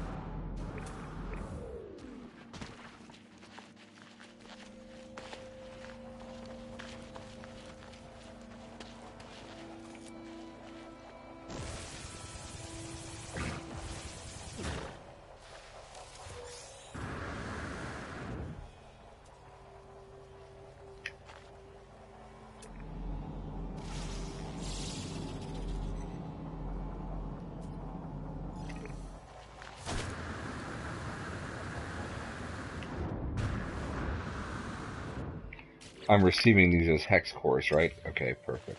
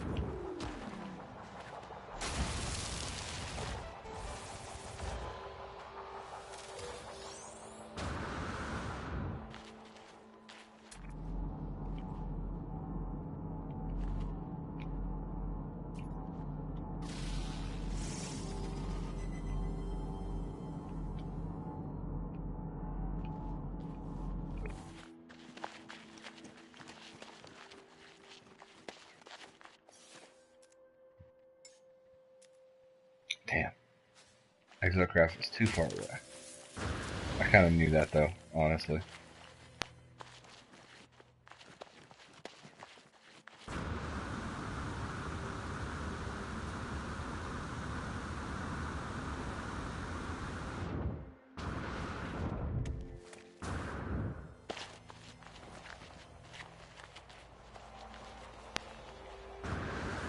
It gets cover right quick. Man, even with like all my S-Class tech mods and stuff like that, I feel like my life support drains pretty fast. At least a lot faster than it did in Atlas Rises. And that's not necessarily a bad thing, because it does present sort of a challenge to the game. But in Atlas Rises, I swear to God, dude, I could not die. You know, I just all the tech and everything I had, it was like nothing could affect me. Now I actually have to like fucking do shit and refill things. Alright. Catch the chat right quick. Cowboy Bebop, I believe the guy that does Spike Spiegel's voice does the guy in Outlaw Star. Nice. Yes, you'll love it. It's so similar to this game. Yeah, yeah. If it's anything like this or Cowboy Bebop, I'd fucking love it. Loved Cowboy Bebop. Cowboy Bebop episodes are here on YouTube. Nice. I've not actually looked into that. I just looked and there's full 24-minute English dubbed episodes of Outlaw here on YouTube, and here's the name of episode 1, Outlaw Star, episode 1, English dubbed. Cool. Geeky Keg. You can put in 3 upgrade modules for each in inventory and tech slots. What do you? I own the Outlaw Star DVDs. Well, nice, dude. I've got to get into that. I've got to check that out, man. I love anime, dude. I still remember. I mean, I'm only 30, but I still remember like I would get out of elementary school, and it was a long walk. You know, this is back before parents had their kids on leashes and like went out of their way to like protect them from the world. My mom gave me like payphone change, and I walked home from school, and it was quite a ways. And I mean, it was obviously just close enough to be the outside of the bus route, but for a kid it was kind of far. But I literally would run home from school on Fridays, man, just to catch the episode of Dragon Ball Z live. DVRs and shit weren't out yet. That's where my desire for anime and stuff sort of came about, was Dragon Ball Z. And then from there, I went to things like Cowboy Bebop and Bleach and Full Metal Alchemist, and now One Punch Man and stuff like that. Man, the stuff that's out there now is just so good. There's this one that I really like. It's really disturbing, but it's probably one of my favorites. If you can kind of make it past and stomach past some of the weird and disturbing, obscene imagery. But it's called Devilman Crybaby, and it's on Netflix, and it's pretty dope. I've been very pleased with that one, to say the least. Alright, so I did not land in a good section here. I am not finding... Oh, there we go. Sweet deal. And I'm very close to it.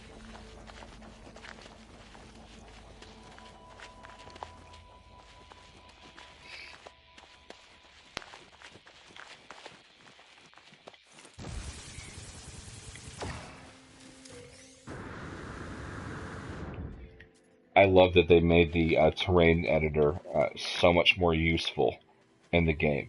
That there's actually things worth using it for. You can build the base on water and create your own fucking land bridge if you want. Or, like this, you can dig a hole in the ground to seek shelter or uncover hidden things. I love everything they've done, man. I need to buy Cowboy Bebop. Yes, you do.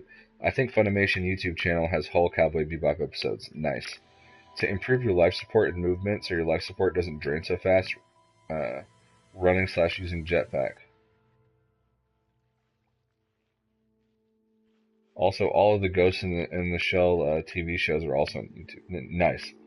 I actually really like the Ghost in the Shell movie, live action movie with Scarlett Johansson. I thought that was really good.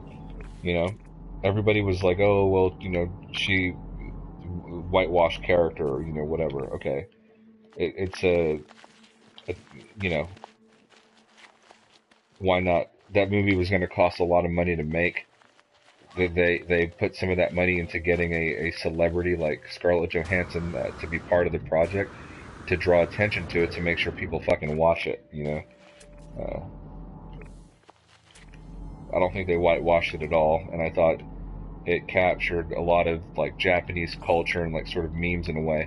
And I thought that was actually a really great live action movie done for an anime, and quite a revolutionary one that I think in some way or to a degree probably inspired in a small way the Matrix, perhaps. If it came out before the Matrix, I don't actually know.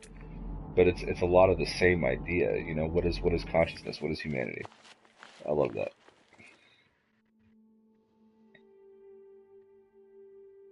I remember DBZ. Yeah, dude, it was great. I'm an electric Aspergen alchemic dragon. There you go. Sounds like a pretty cool spirit animal.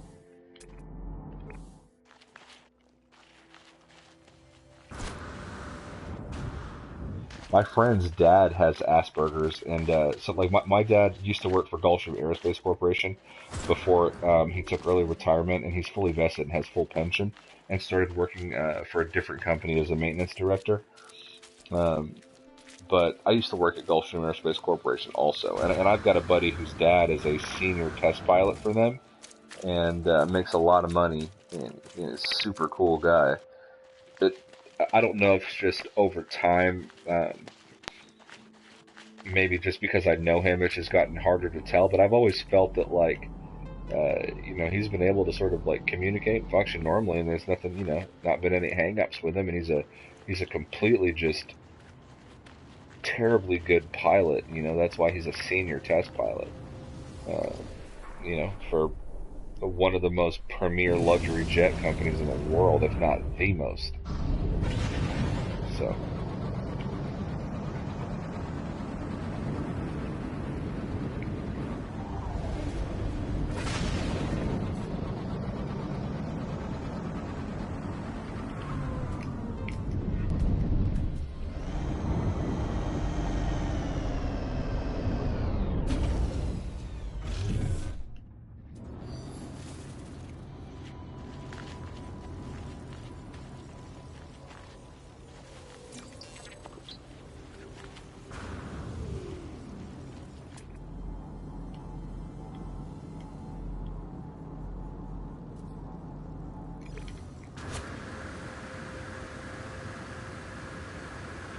Can I make it? Can I cross the pond? Oh, so very close.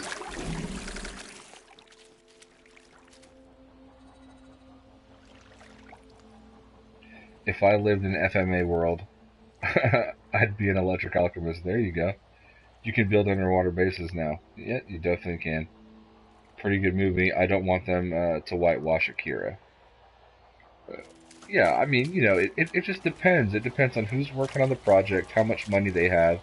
A lot of the times they need to divert a lot of that money to somebody who's recognizable, so that it draws attention to the film, so that people actually watch it. Movies are expensive to make, so what's the point of making it if no one's gonna fucking see your film? And I think that's really the main reason, probably, why they brought Scarlett Johansson into that project, was because they knew that people were more likely to watch it if she was in it. You know, and Scarlett Johansson in a skin tight white bodysuit, isn't necessarily a bad thing, guys. So, you know what I mean?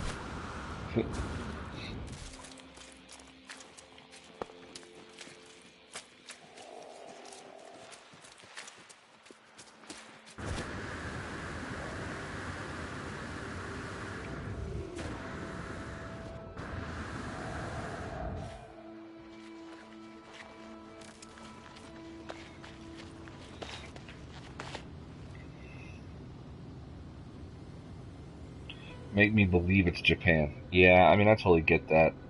Yeah, I liked the Ghost in the Shell movie. It was pretty good. I even liked the villain. My dad didn't like the villain because of the way that, I guess, his voice sounded. Like, they took advantage of us. It's like really, like I had that whole, like, Stephen Hawking thing. But, I thought it was great. I bet he was a great worker. It came out before The Matrix. Yeah, I mean, I think it largely inspired it, man, if I'm keep being honest here. Um, I mean, he is a great worker. But, I mean, a lot of people are. Does he have a monotone voice? I don't think so, not particularly, but I feel like I do. But I guess I never really paid attention to it. What I can tell you is that anything that he's interested in, he's hyper focused on it. I think that's what makes him such a good pilot. Is that he knows everything there is to know about airplanes. His mind is he just absorbs it. You know, it. I knew a few people like that maybe on the spectrum or whatever, where their ability to like retain information, especially on things that they're interested in, is highly admirable. Because I'm so scatterbrained and ADD, I don't know how I get out of bed in the morning and put on my fucking pants. Aspergians are usually really good at one thing and not so good at a lot of other things. Well, I'm terrible at a whole bunch of shit and good at nothing. So I wouldn't mind being good at one particular thing. I'll tell you that. Akira's also on YouTube. Nice. Maybe if they use Lucy Liu to play Matoko. Yeah, that's actually a really good fucking suggestion. That's not bad, and I haven't seen her in anything lately, and I bet she'd be dying to do it. Yeah. The guy's voice sounded like like better Steven. Yeah, exactly. That's that's our special interest. He did sound sort of Stephen Hawking-ish, for sure. You know, but I liked it. You know, he was sort of a broken character that I don't know. I'm not going to get into the philosophy behind it, but I thought it was a great movie. I thought it was really well done. Yeah, I could appreciate it. So,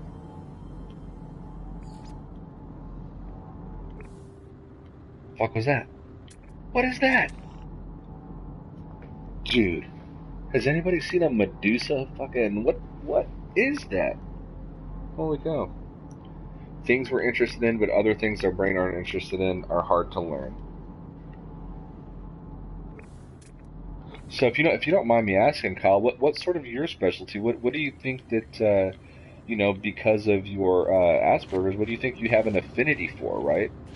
Um, Obviously, you know, it sounds like there's probably something that you're very good at, or at least very knowledgeable, and I'd be curious to know what that is. If you feel comfortable telling me, of course, you know, obviously. There we go.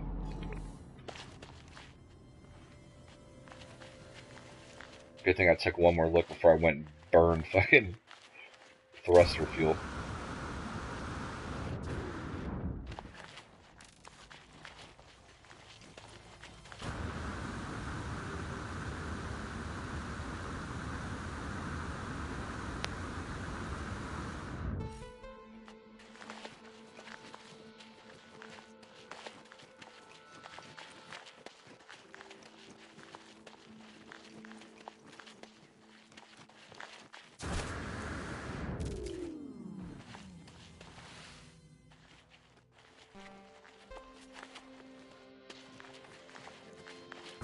Every stop's considered inventory.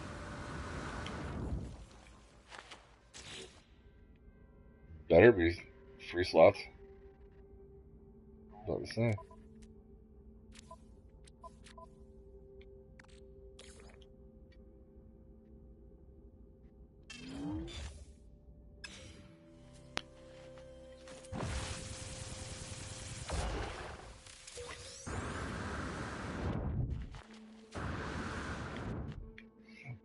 Yeah, you were right, Geeky Gek. Like now that I've gotten a few, it's like, or now that I completed that mission, it's you don't get as many now when you discover them. That sucks.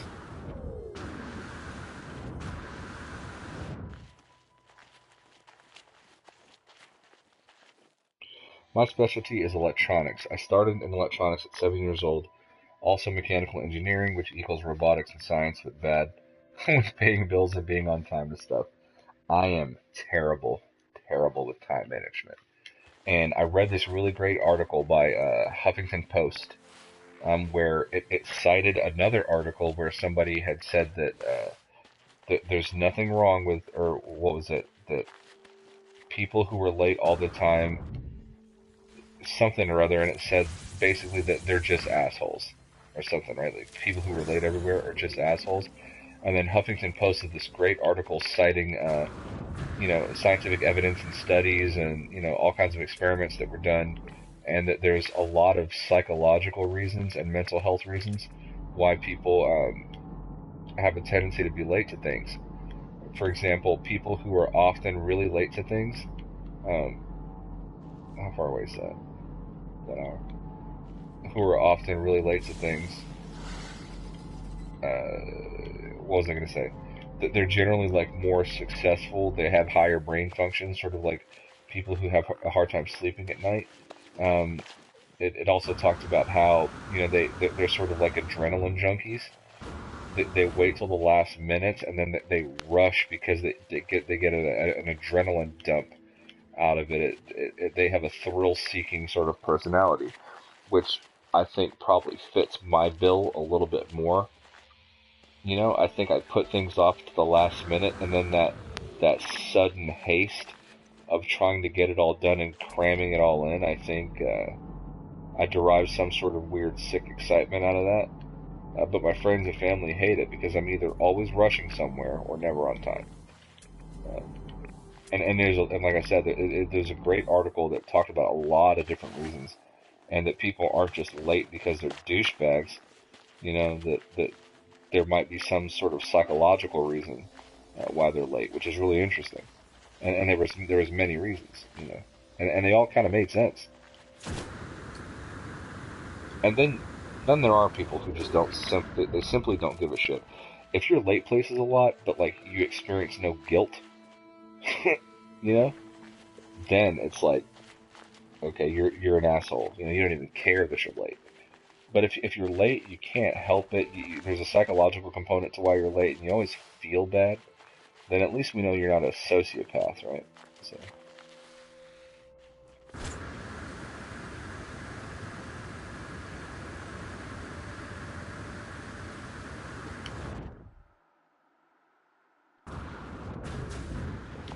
Need to catch some protection right quick. Refill my life support. Technology recharge. Move some of this shit into my freighter. God damn, I have so much of this.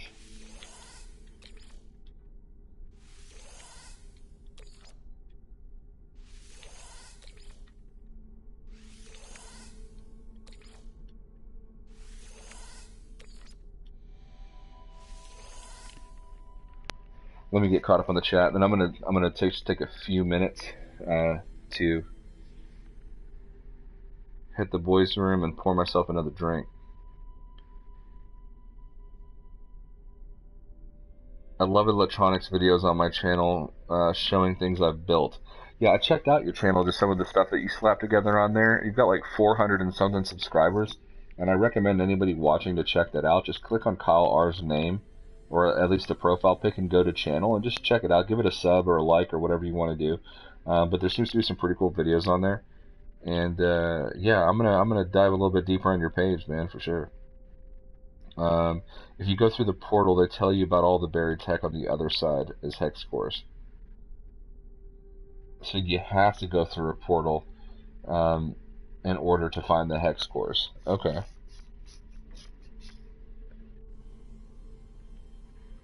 I like your rocket pack. Hell yeah. Horrible at time management. Me too, man. Me too. But for me, like I said, I think it's just sort of more or less my thrill-seeking nature. I get off on it in some weird way. Hard time falling and staying asleep. Not me. I have a hard time falling asleep, especially when I need to be. But once I'm asleep, I'm basically fucking dead. Um, put things off to the last minute. Exactly, dude. Exactly. Yeah, you feel bad for wasting other people's time because you're not a sociopath. Appreciate it. Yeah, 417 subs, but I've been here for 9 years. Oh well. Hey, you know, slow and steady is the what is it? The turtle that wins the race, or some fucking platitude like that. I can't remember. I mean, dude, my channel's been growing slow. I don't care. You know, I mean, obviously, if you want to make it a career or something, you got to market and things like that. But I don't give a shit. You know, I'm whether I've got 9 people or I've had streams where I've had 50 people or I've had streams where it's just been one person or 2 people watching the whole time. Yeah, and it's just as fun for me either way. The fact that you guys come here and hang out is just dope as shit. You know, I don't even care. It's just really cool. Alright, so I'm going to take a few minutes, make myself a drink, and I'll be right back with you guys.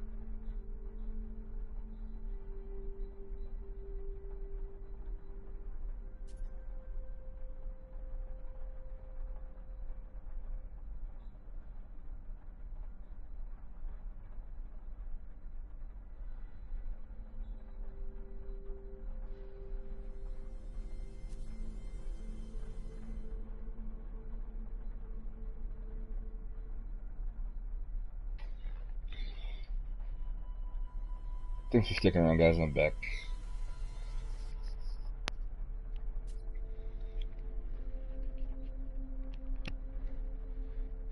Appreciate the warm welcome, Kyle.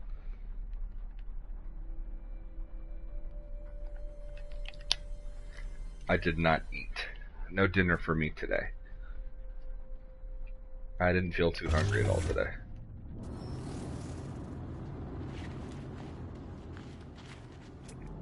I had a little bit of a snack at work, and that was about it. But got myself a little drink ski.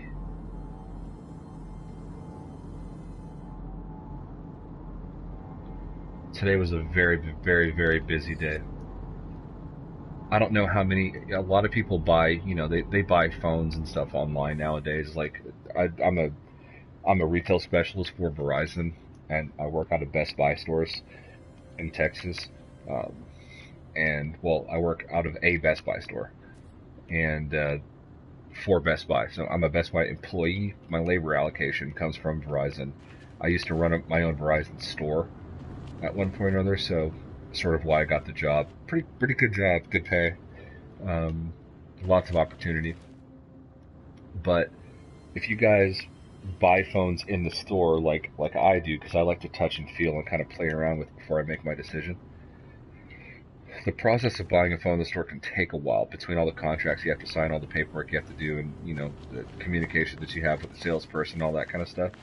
So one phone, can take anywhere from 45 minutes to, in some cases I've seen, I've personally worked with customers 2 to 3 hours, 4 hours, and I dedicated a whole shift to a business one time, and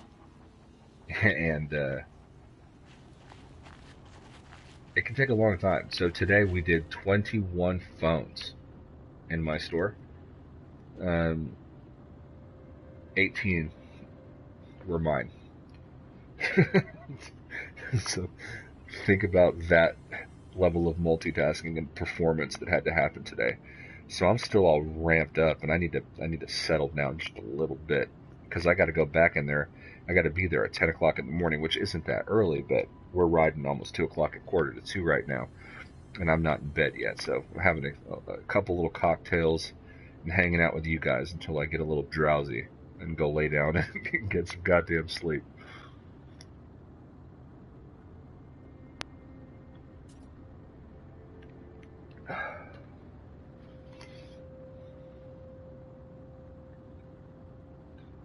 You gained a viewer during your break. Nice. Well, thank you. You're that good. I like to photo with stuff before I buy it in person too. Hell yeah. Yeah, I did have a store actually. I started out at one store in a little town called Wiley, which was a small store that they were contemplating shutting down. And I got there, and I'm pretty good at sales, and I used to work for a major marketing firm, which is why I said, the whole thing with this YouTube thing, if I really wanted to go at this, I could go at this. It's just, for me, it's a lot nicer just actually genuinely hanging out with you guys, and the chat, and like just kind of kicking it more laid back. But anyway, I ended up losing that job, and now I'm at Best Buy. But within 4 months of me being at that Verizon store, I added to the sales volume so aggressively, that they promoted me to a store manager at another location in another city within 4 months. I totally skipped assistant manager and all that shit, like right off the bat. So the store that I went to, I turned into the #1 store in the district. The top 4, I was the #4 store, so I was in the top 9 stores. My reps were making the most money and the highest sales volume, and I did a really, really great job there. And my experience with that has brought me to this position with Best Buy, which pays nicely, has none of the administrative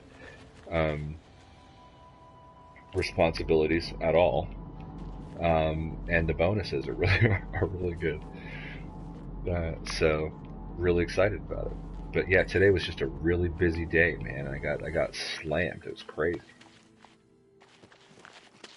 We're doing this deal right now for Verizon, and it's a limited time deal, so who knows when that shit's gonna expire. But the new Galaxy Note 9, we're doing a buy one get one free. Now think about how retarded this deal's gonna be here, and I don't mean retarded in a derogatory way. And Kyle, I know you're not gonna take it that way. Who's tube fed and who is literally retarded. So when I say retarded, I don't mean it with any animosity or hatred whatsoever. You know. But anyway, this deal is so retarded. Okay, so you come in, you buy one Galaxy Note 9, you get the second. Then we give you 2 wireless chargers for free. Then we give you $150 on a gift card for Best Buy per phone. That's $300 in total value.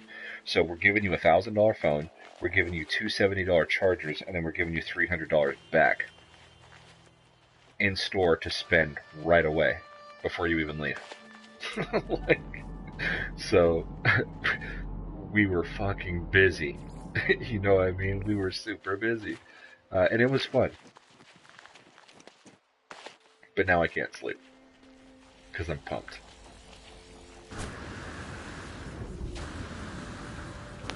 And I'm also pumped because I know how that's going to translate on my paycheck. And I'm really excited about it.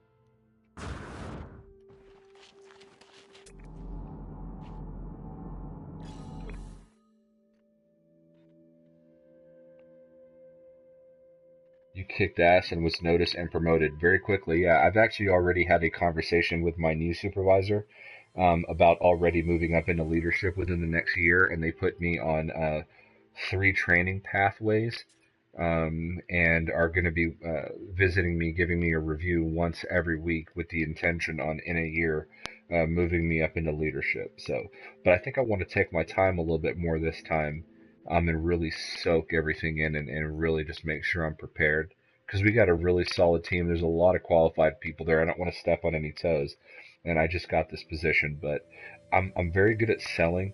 Um, and it's a crazy concept, right? Because here's how I sell, and this is true. Most people, when they sell, they try to convince you to buy something.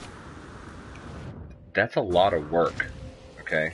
And Panda is a big cuddly panda bear, and Panda's really fucking lazy, and Panda doesn't want to do all that, right? When you're trying to persuade somebody that hard, and you're trying to convince them to buy something, that takes a lot of effort.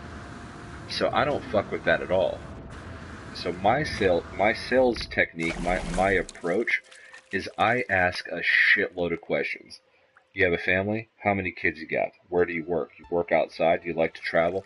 I ask all those questions. I figure out the solution to your problem, right? Then I make my offer. Based on what you told me, you do this type of shit, and I think that this will be of benefit to you for these reasons that you have outlined for me. Now the customer's happy because I'm solving their problems. You know, who doesn't want to work with a sales rep like that? I don't get returns. People just don't return my shit because it's specifically tailored to what they need.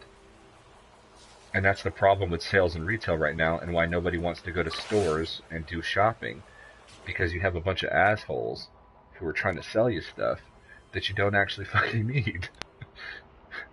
And they're wasting a lot of time and a lot of effort doing it, right?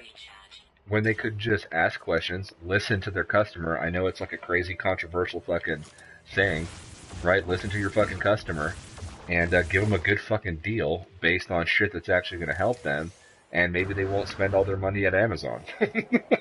Like, what the fuck? So I do that, and I get noticed and promoted and all that kind of shit, you know. But I mean, it's just, you know, it's easy, and my customers love me because I actually give a shit and I remember stuff about them that matters, you know.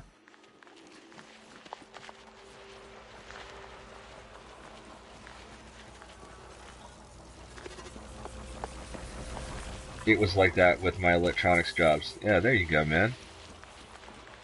Kicking ass, taking names, and when you're actually interested in it, it's easier, right, Kyle? I didn't think you were bad with the R word. That's just retarded. No, seriously, like people are so they get so bent out of shape about words now. You can go to my Facebook and you can see pictures of me at the March for Respect, where we donated and we supported people with special needs across the United States and mental disability. Like just because I say something like, "Oh, dude, you're retarded," doesn't mean I'm being offensive to the community of special needs people out there. I have relatives and family members, people close to me in my life that have special needs. They're just fucking words. You know what I mean? Like, calm down. Actions speak louder than words. You find me being a douchebag to somebody with special needs or whatever, then, fine, call me out on it. But I feel like we live in a hypersensitive world right now. You know what I mean? Not to get political. I'm just gonna leave it there. But everybody seems to be so offended, and everything gets so taken out of context. So, God, I love the trees in this update. Just the way that, like, I hit the corner and then I just see the tops of these things. And then I see my character. This is why I like third person. Now I see my player model and I see how big those trees really are to me. And it's pretty goddamn fantastic. I love this update. I really do. Man, man, I love this update. I wonder how much. Oh yeah, that's right. Gek Gek gave me the freaking. I'm not gonna go through my phone and look at it now, but he gave me the formula. I'm just gonna keep collecting these shits. But he gave me the top secret code for unlocking the value of these hex cores.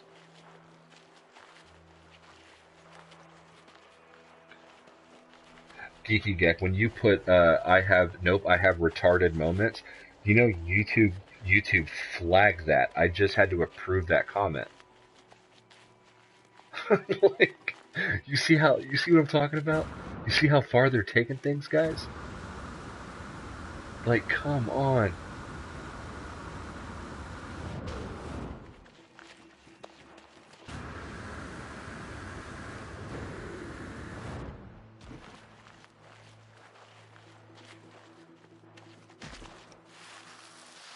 Ooh, love that slide animation. That never gets old.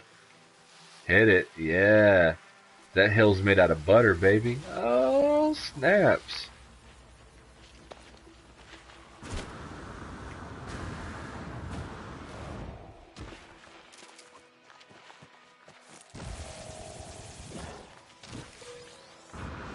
Give me them hex cores.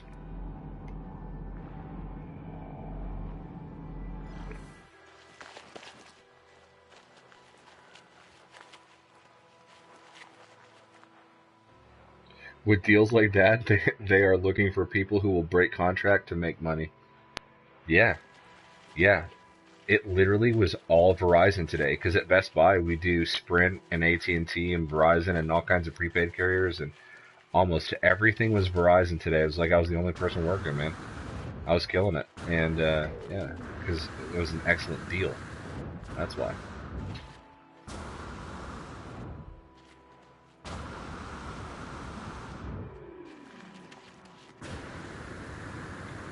It definitely encouraged people to switch over. That's for sure.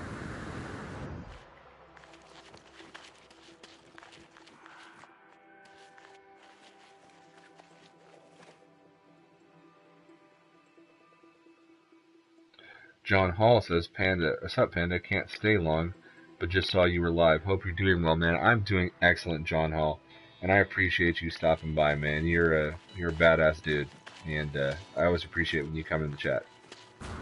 Hopefully you were still here when I said that.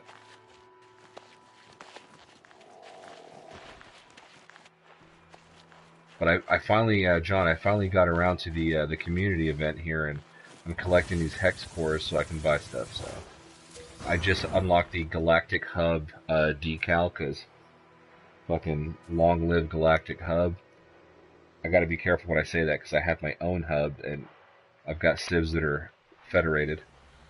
But I used to live in the Galactic Hub and I stayed in the Galactic Hub, the Legacy Hub, after everybody moved after Atlas Rises. So I'm a Galactic Hub fan and had to spend my first monies on the um, what do you call it, the decal, and then I got this emote. So the Sean Murray mind blown emote, pretty fresh, pretty cool.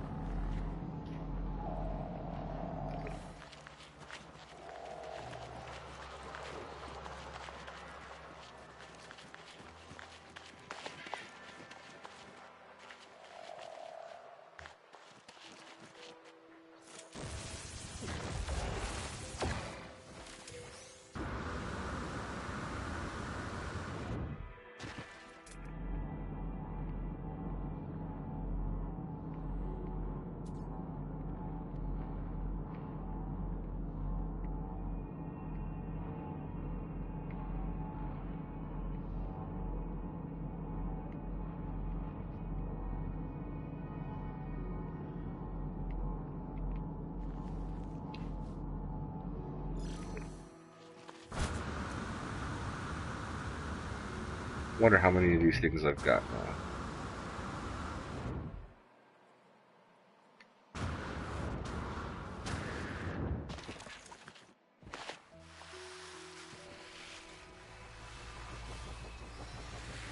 Loving these buttery hills. Loving these buttery hills. Oh my gosh.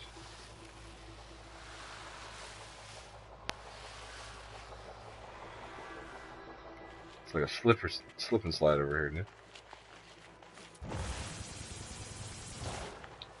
Give me my hex cores. Alright, let's see if John Hall's still in chat.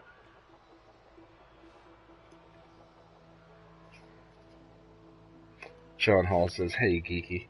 I don't know if I'd like leading. I'm horrible at selling. You have a gift." Well, thank you. You're going at your sales approach in a totally different direction from normal sales.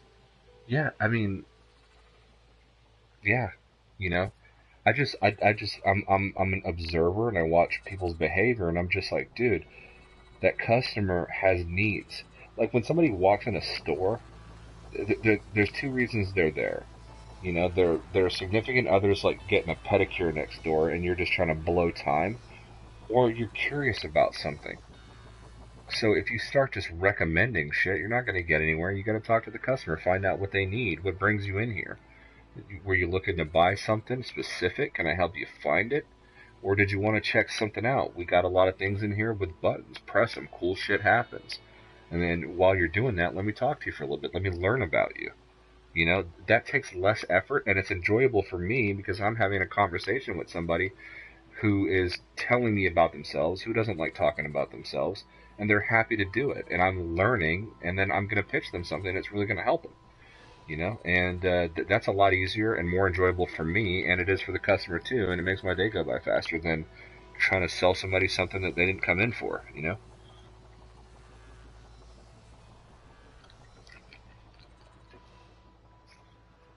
I'm like an investigator. That company would learn a lot from you, but probably not reimburse you correctly for the insight that you give them. That's why I tell them nothing, and I keep it to myself. Now, if I get into management and I've got to, you know, run my own team, I'm definitely gonna have my team approach the sales the way that I do, because that's what I did at my store. And the employees that I trained are now running that store and continuing the legacy that I left behind. You know, you're nothing of a leader if you cannot develop other leaders to follow in your path. I have retarded moments. I love that one. I would study the number of people that get hired and fired, leave per month in your leadership positions. They might want you to tell people what to do and or fire them. Yeah.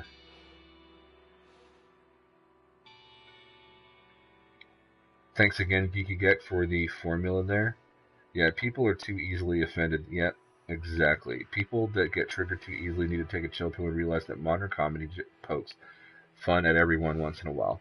You know what? If people think that comedy is really offensive now, why don't you go watch, Eddie Murphy's legendary comedy show when he's in that, like, leather suit or whatever. Forget what that one's called. Why don't you watch some of the old, like, 1970s, 1980s stand-up? Watch some old George Carlin, some of the greats, some of the legends. You think the shit that people are saying now is offensive? Look at some of those old ones, It, they were crossing some serious lines back then and using words we wouldn't even dream of today. And we revered those guys and, like, looked at them as greats. And a lot of those people were great human beings. They poke at things in life, insecurities and anxieties that people have, and they bring them to light. And that's what makes it funny, because deep down inside we know that there's truth to it. And being a little bit uncomfortable, and in that way we find it, that it tickles us inside a bit, and the moment that comedians start playing it too safe, man, it's over, it's done, you know.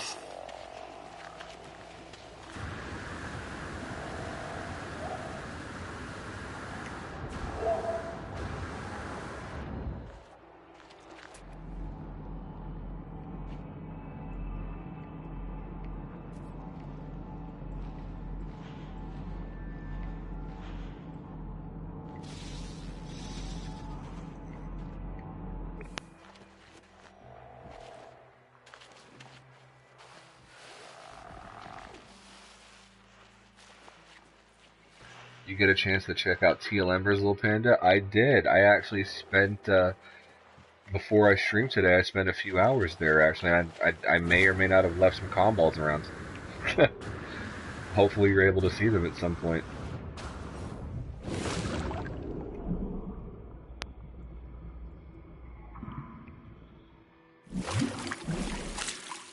I was there almost all day today. Found some cool fucking caves, man. Hell yeah. But there's differences between people that love other people making jokes versus someone punching down at the less fortunate. Yeah, they are. When it's cheap, and we know when it's cheap. But we've got to, as a society, we've got to learn how to recognize that, rather than make assumptions or sweeping statements about people. You know, and sometimes a joke might be made in poor taste. And again, as a society, we need to get better at recognizing the difference. Bill Burr's a little on the rough side as far as a comedian goes, but he's one of my favorites because, he just reminds me of some of the old, the comedians of old, you know.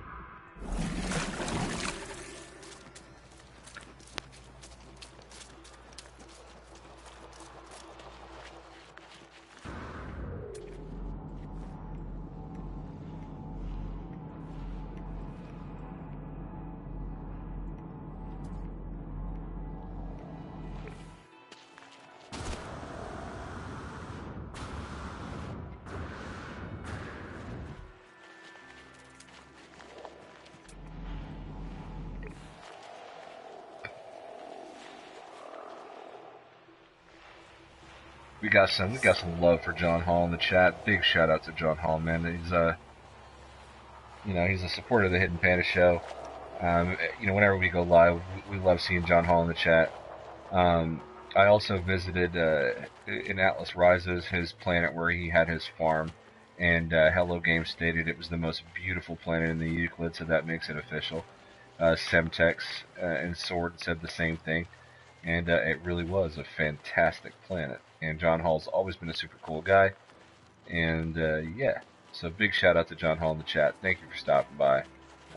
I know you're on limited time, so while you were here, I wanted to share some love with you, man. Just really appreciate it.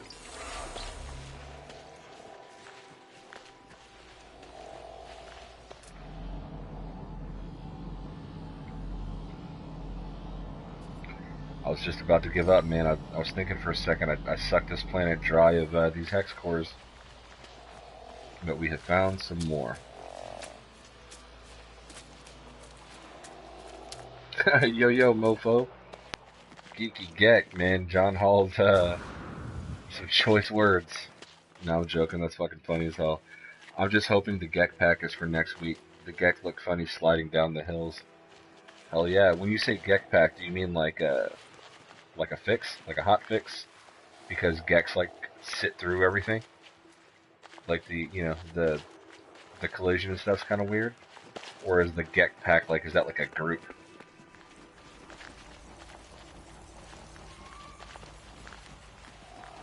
I'm the kind of guy that the store has talked to the customer to get rid of that customer. If they want to sell something to that customer, they hide me in the back room.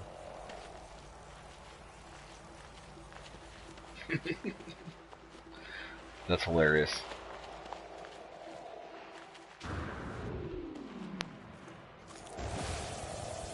I also have this rule I live by when I'm selling that I try to impart on people. It's it's a very simple rule, and I watch people fail at it all the time. But my rule is when I get the answer I want, I shut the fuck up and segue. I cannot tell you how many times I've been observing a sales interaction, and they found a need for the customer. Hey, you say you work in construction, you're rough on your phones. I've got a great deal for you with insurance. Da da da da, right? And they've already talked about cases and screen protector and shit like that. Okay, and the customer agrees to the insurance, and the employee doesn't shut up now, and they keep talking about the insurance. So what happens is the customer's now thinking about it still because that fucking employee keeps bringing it up. And the customer goes, well, you know what? I got the case and the screen protector. I think that's going to be fine. Yeah, just go. I don't need the insurance. Just go ahead and take it off. And they've essentially talked themselves out of a sale. So when you get a customer the case and a screen protector, okay, or whatever, and they buy into the idea of the insurance, which I have it on my account. I'm not conning the customer into insurance. Sometimes the case and screen protector is not enough, man. Somebody might steal your shit. You never know. You know? I have it on mine. The moment the customer says, yeah, go ahead and throw it on there, I just shut the fuck up. I'll start talking about their kids. I'll find something else to talk about. Just shut up. Just take it. You keep talking about it and you're going to lose it. And I see it all the time, right? So that's one thing I observed where I'm just like, just as a salesperson, I'm like, hey, look, man, the customer said they want it. Give it to them. You know what I mean? Don't sit there fucking yakking about it, and then eventually the customer's just going to be like, yeah, you know what? I don't want it. The customer agreed to it because they can afford it, and then now you just talked yourself out of money. And that's money that goes into sales that the company gets that they pay you from, and that money goes back into circulation. It goes into the economy. You're not doing anything bad, and they wanted it. It's just that you wouldn't shut the fuck up, so then they stopped wanting it. But it's so hilarious to see that happen. But people talk themselves right out of a sale all the time. Just have like a little catchphrase. Like when you get the answer you want from the customer, just immediately just go, hey, so how hot was it out there? I've been stuck in this building all day. Is the humidity pretty bad, or we're not allowed to be on our phones on the sales floor, so I haven't been able to check. What was it like when you came in? Just find a way to segue. Like holy fuck.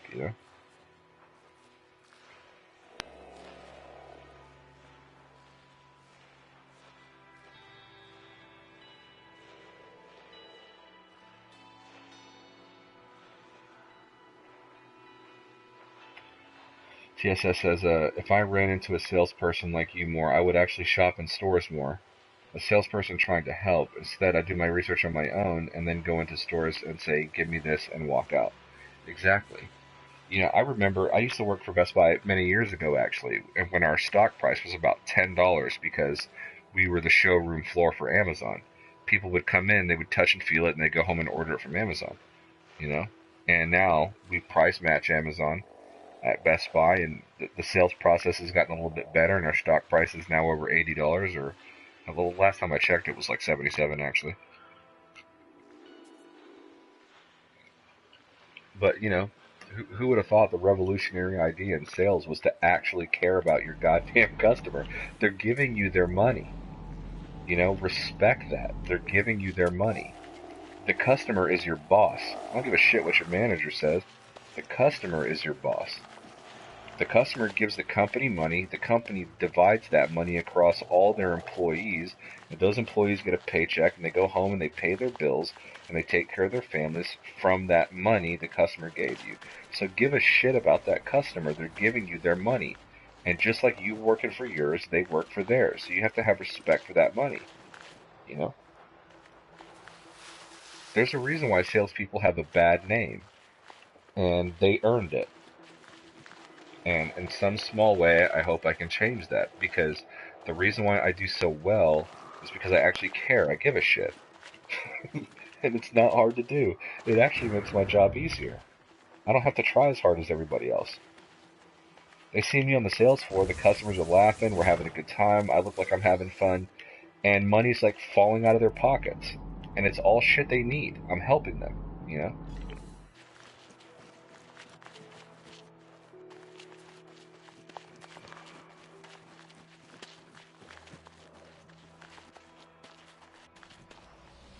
They're excited to go home with the stuff. And then it never comes back. I hate processing returns, refunds, and exchanges. You know, if I just do it right the first time, I don't have to deal with that.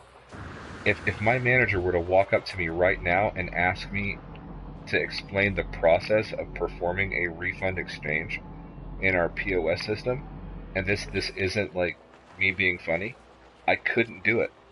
I haven't had to do a return yet since I've been there. I just haven't. And I don't ever want to learn.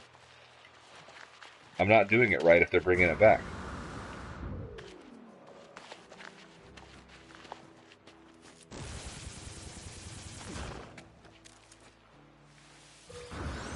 Dude, I am cracking out on these hex cores. How many do I've got now? 5, 10, 15, 20, 25. Nice. Or 24, rather. That's what I do as well, TSS, mainly because I don't really like stores. Yeah, I mean, sometimes the interaction, you're just not ready for it. There's like a fatigue associated with it, right? It's like you just got done doing all this shit all day, and then now you got to go in here and like listen to this guy bleat on about some specs and shit. You know, it's just like I know what I want. Let me order it online, take care of business. And that's okay, because that money goes right into the economy too. You know, people need to quit being scared of online shit.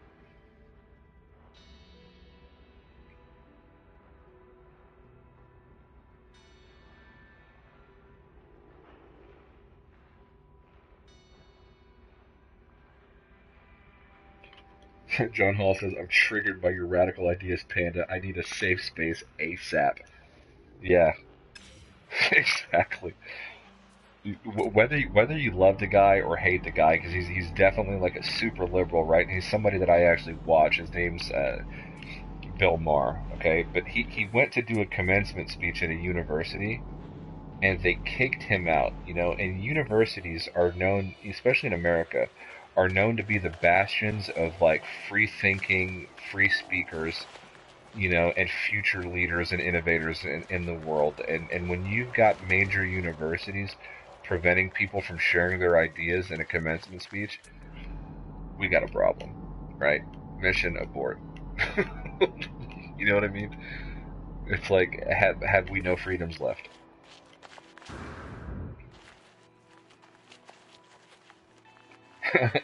Hands drawn in a shoebox. Need a safe space from learning. Yeah. I do that too. Find what I like, then go to the store that has it and get out. I like the self checkout too. Yeah, exactly. The funny thing about the self checkout, right, is that people were concerned that it would cost a lot of jobs. This whole self checkout thing. So they reduce the amount of lanes, and then they have like one person usually that sits there and makes sure that they're running okay and assist customers when things don't go right on the self checkout. But then now we have an entirely new device that is being manufactured, and then it has to have technical support as well.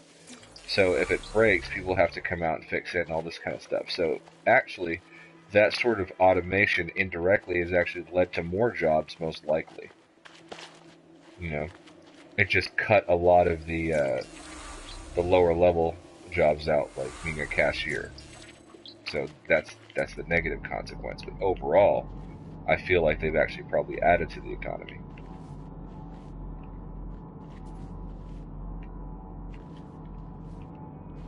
And again, like I said, sometimes you're just not in the mood to deal with a person, and that's okay. Like when I'm in the store, like, because we're required to walk around and engage with everybody. If I walk up to somebody and I start talking to them, and I can tell that, hey, this person's really not trying to do this right now. I mean, shit, I leave them alone. Like what the hell? I usually tell them just, hey, man, when you find what you're looking for, just come see me and I'll ring you out. Looks like you know what you want.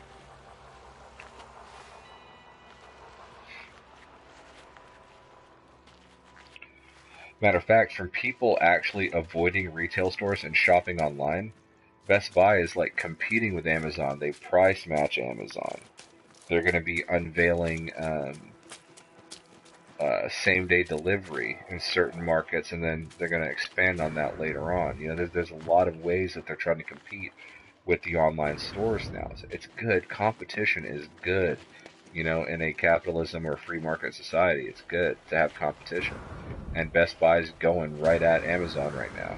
And that is nothing but positive for the consumer. That's why you get deals like what I talked about earlier, where you get buy one, get ones on $1,000 phones with $300 cash back in store and 2 free items. Like, that happens because we don't want you to go buy it online. It's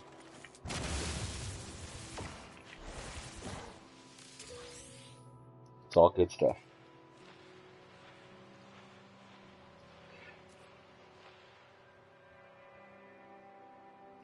TSS says, I'm not going to sit here and be bullied by a salesperson. I'm smart enough to make my own decisions. I don't need someone saying, you need this. Exactly. It's called needs, wants, desires, right? You find out what the customer needs. You find out what the customer wants. You find out what the customer desires. The only way to find that out is by asking the customer, right? It's called discovery. I'm discovering my customer. I'm learning about my customer. And sometimes I learn that my customer really doesn't want me fucking talking to them. And so I leave them alone. And that's okay. Salespeople can just, they can be too pushy. Stop. Stop being pushy.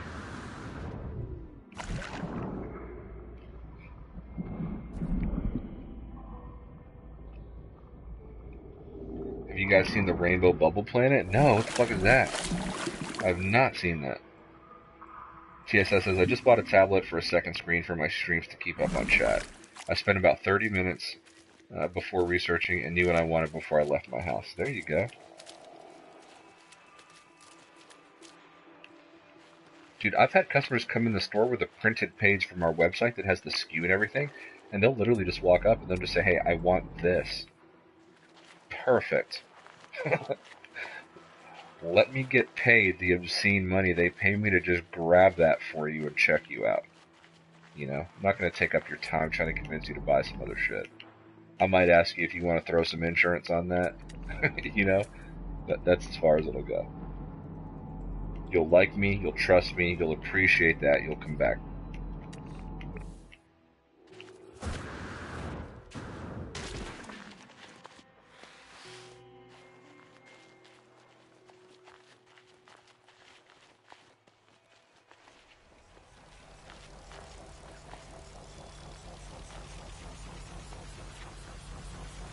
Yeah, rest in peace, Rainbow Sherbert.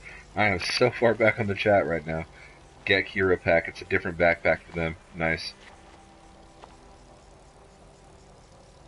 Or was that the Zarlax? What's the Zarlax? Are Gex the ones that fart to signal the ending of a conversation?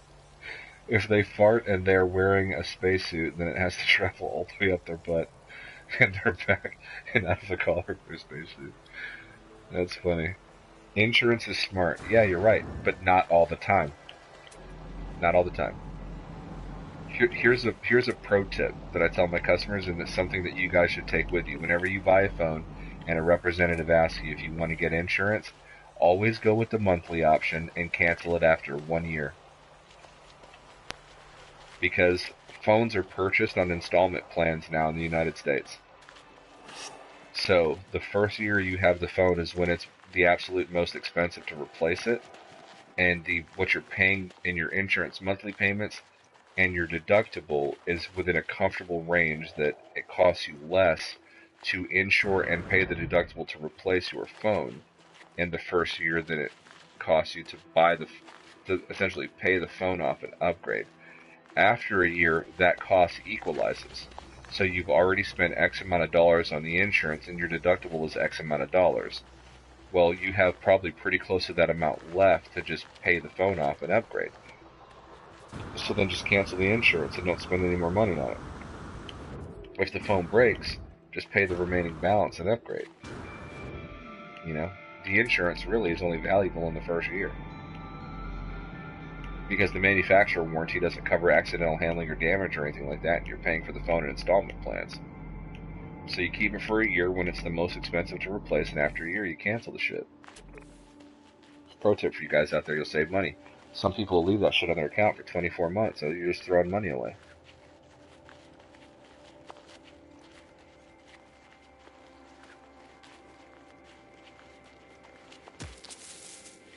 Damn, whipping plant.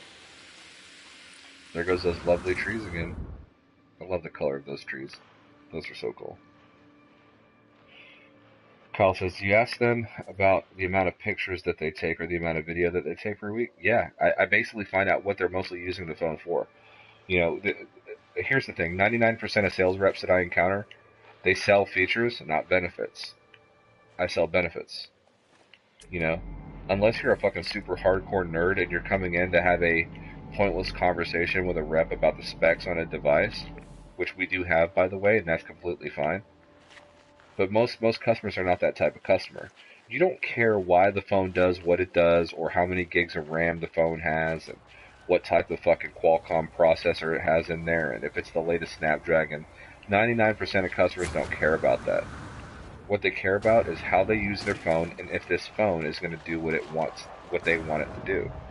So that's what you sell. You don't sell features. You sell benefits. Because why would you sell benefits, right, instead of features? The answer is in the word itself.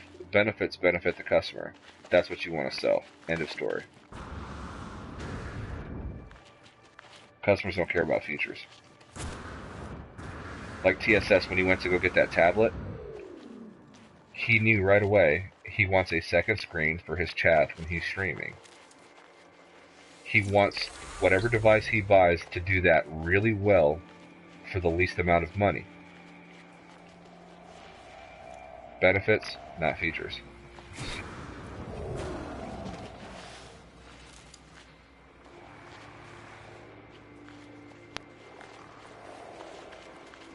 It's probably pretty damn rare that somebody comes in and goes, hey man, do you know if this phone has the latest Snapdragon processor from Qualcomm?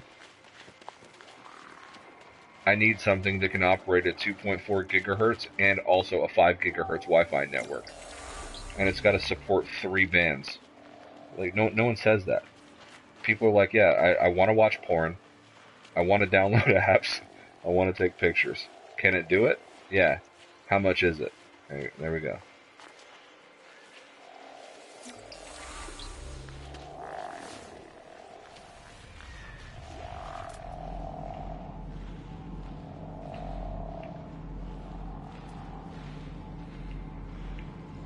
Dude, I think I mined this planet dry.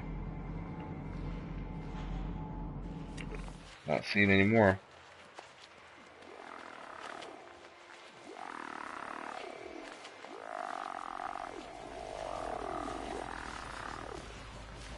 Geeky Guy says, why are you trying to sell me insurance? The product defective? Accidental handling, kind sir. You know, this is something this is a conversation that I actually had with a customer today. She bought a computer. The representative probably offered insurance, probably offered it really badly, because if I had talked to her, she probably would have bought it. But we can not prove that, so we'll leave that to the wind. But she did not get the insurance. Her daughter dropped the laptop and it broke. So she came into the store today to buy another laptop. because the manufacturer warranty doesn't cover you dropping it and breaking it, but the insurance does. So she came in today and spent another $500 on a basic laptop when her previous laptop was $2,000. So the insurance on that $2,000 laptop was like, I think it was like $149 or something like that. So $149 if she would have spent that, okay, and then the same scenario happened where her daughter dropped the laptop and broke it.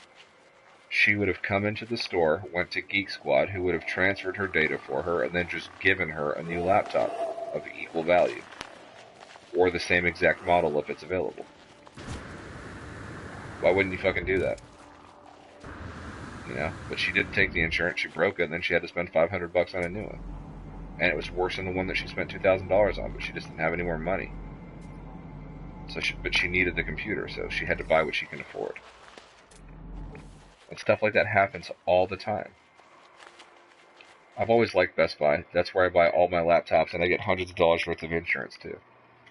Yeah.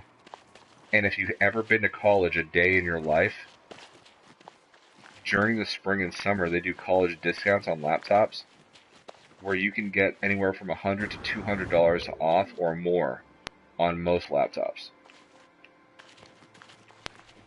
So, even if they have to price match it, because remember, they price match. So if you find that laptop cheaper on Amazon and they've got to price match it, they'll price match it, and then they scan this, they validate you for your student ID and all that shit.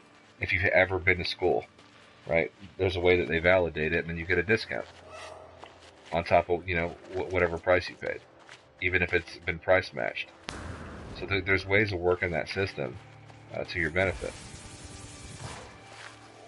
And they're ways that Best Buy provides. I mean, they're not even life hacks. They're just like, you should know that, as a customer. They're not going to advertise it, but now you know. So if you've got a student ID, if you've got an email that's still active from a university that you attended or anything like that, you can go to Best Buy and get a discount on computers. It's part of their whole back to school thing. So just, whenever you see that advertised, go in there and get your discounts.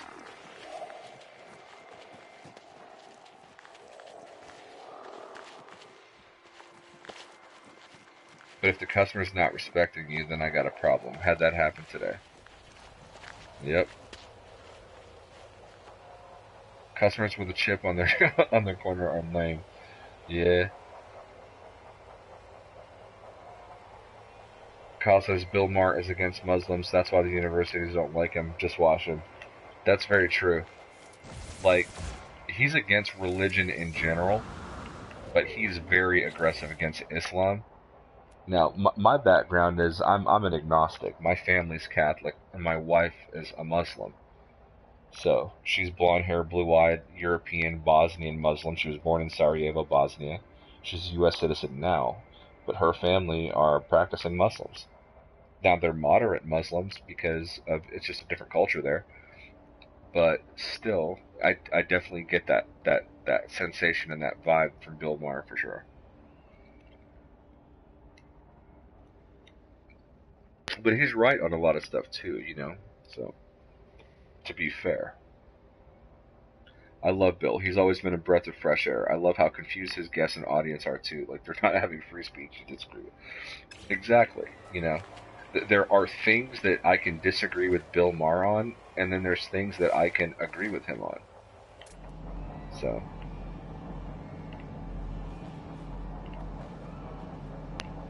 like, for somebody who's a self-proclaimed progressive and liberal, he's really hard on his own kind. Which it sounds like John Hall's very familiar with Bill Maher, so John Hall, you know that. He calls his own party snowflakes and talks about trigger words and stuff like that in safe spaces and jokes about it. So he's not afraid to hit him where it hurts in any scenario. Which is something that I can in fact appreciate about him in many instances.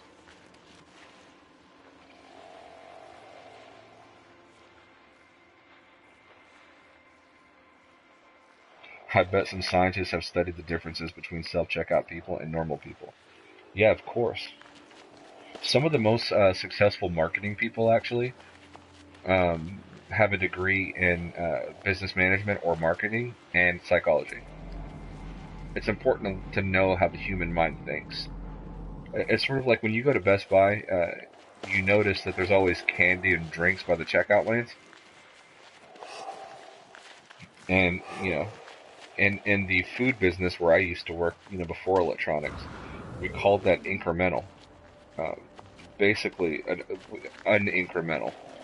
So customers can be very impulsive. They have no intention on buying that candy, the chips, the drink, whatever the case is. But they see it, and just the sight of it creates an impulsive desire to own it, and then they'll just buy it. And for no fucking reason. That's why when you go to a grocery store, there's always that like little refrigerator or chewing gum or something, just to get an extra few dollars from it. Which, when you think about the amount of millions of customers that go through those doors every year across all the different stores, that shit adds up. That's why they do that. So that they love hiring people that have that did psychology as a minor or major or whatever. Because they understand the way that people think, which is, for a corporation, they love that.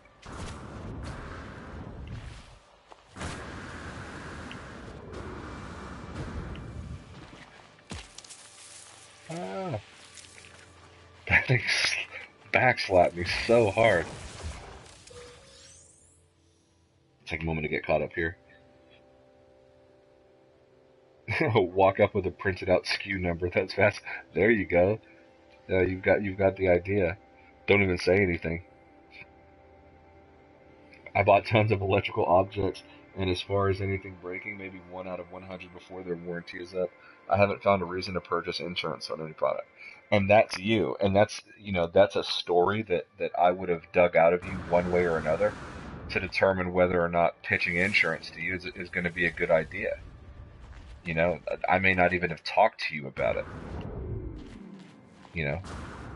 Me personally, I don't personally break anything I own because I'm very peculiar and cautious with it.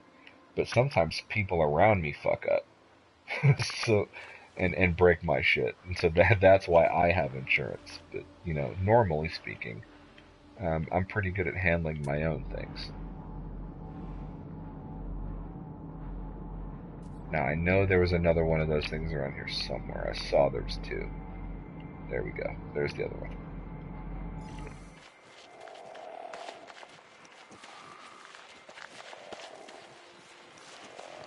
I got that tab from Best Buy too. There you go. Hell yeah.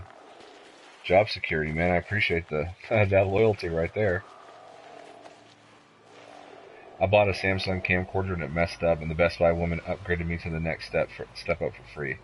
That meant a color mini monitor, a remote control, and a night mode for free. Nice. And you know what? Most Best Buy employees, if they're trusted employees, they do a good job, and they don't do this too often.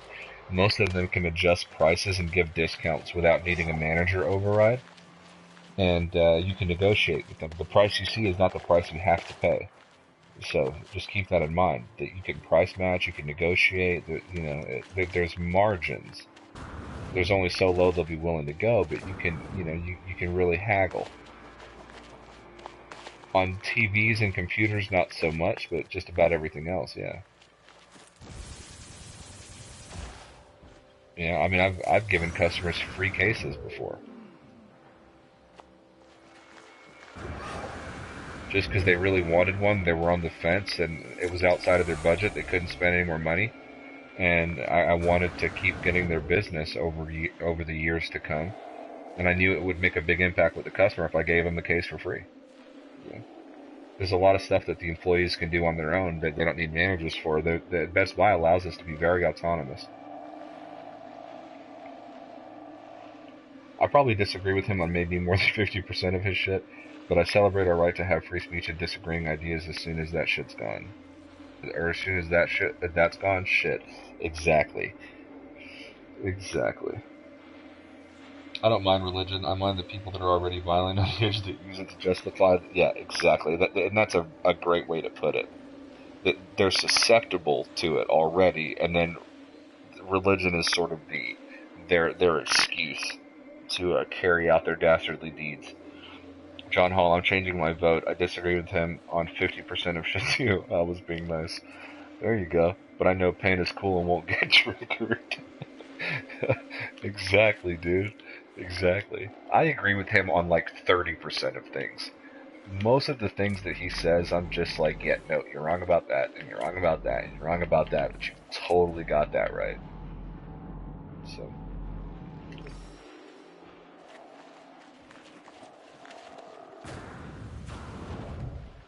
change my mind. Or it'll be like a statement. So it'll be like, dinosaurs aren't real, change my mind. And people hate that, and I'm not a conservative, and if you are, that's completely fine. But people hate that he does that. A lot of progressives hate that he does that. I actually like that he does that, because what he's doing is he's saying he's challenging you, right? He has his ideas and his narrative, and he's challenging you to prove him wrong. Change his mind. Yeah, I think that's pretty cool. Because a lot of people just jump on bandwagons. It's wrong because other people say it's wrong. And he's saying, well, tell me why.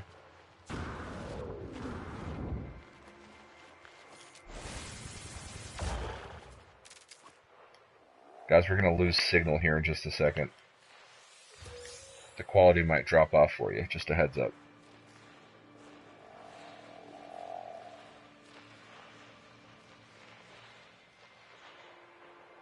TSS says, oh, yes, it does. I work at a grocery store for now. There you go. Sky's the limit, man. One day you can end up, you'll be the store manager, and then you can be the district manager, and then who knows. Or you can get on the back end side of the grocery business, like I used to do, and you can end up working for a food broker. So I worked in grocery stores for a cumulative almost 10 years, and then my knowledge allowed me to go on the back end side, work for food brokers, and I made quite a good living selling distribution at the corporate level, as well as creating displays and incremental movement at the retail level as well. So, you know, any job. This is what people need to understand. Any job at any level is a good one. They all have potential. You gotta shake it. You gotta make it work. John Hall's a libertarian that leans liberal socially but fiscally conservative, which is basically the definition of libertarian. And thanks for sharing that. And one of my favorite people is a libertarian, and his name is Joe Rogan. So he's awesome. But yeah, Christian living in California. It's hilarious. Yeah, I bet, man.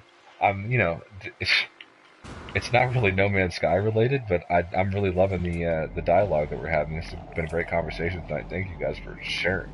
You know? And we kept it away from being too political and entering into the fray. So it's been a good convo, guys. I'm having a blast, man.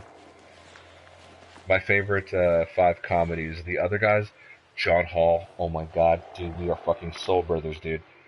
I literally was just talking to my brother last night, and I was like, my favorite Will Ferrell movies are Talladega Nights, um, The Anchorman, and the other guys.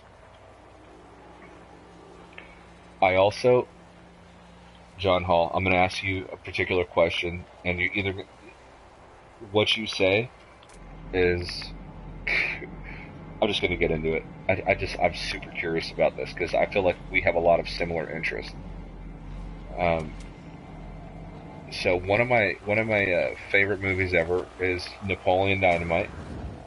I had to watch it a couple times to really sort of get it, and then I ended up watching this Jack Black movie called not Napoleon Dynamite. This Jack Black movie called Nacho Libre.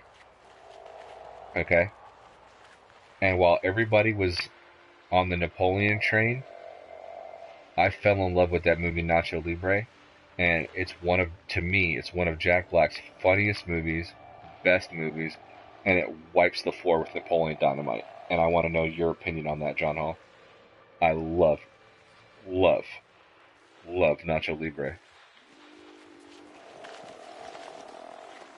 Dialogue is the best part about live streams. Exactly, man.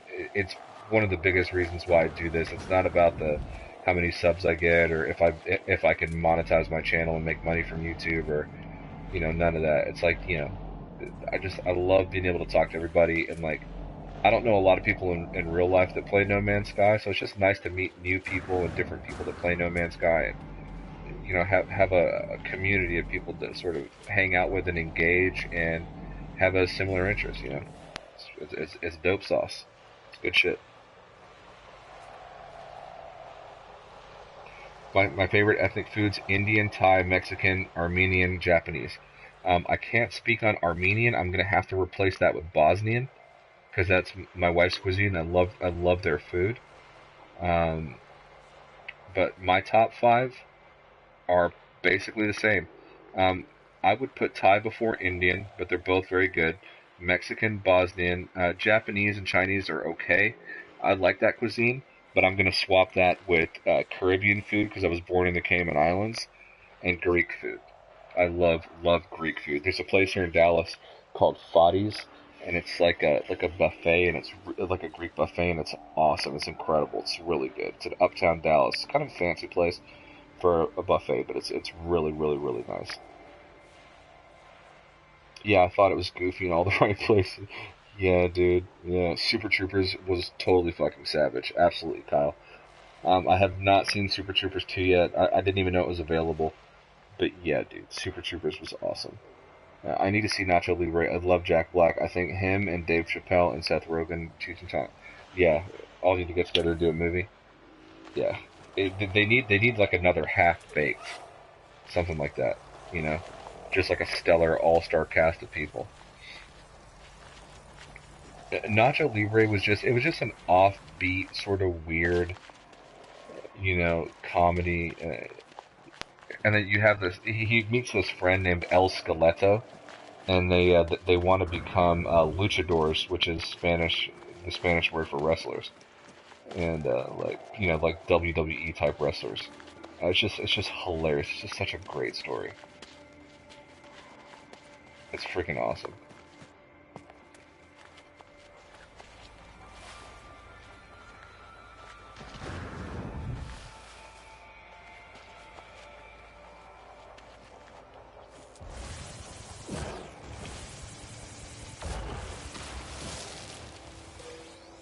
How many of these do I got now?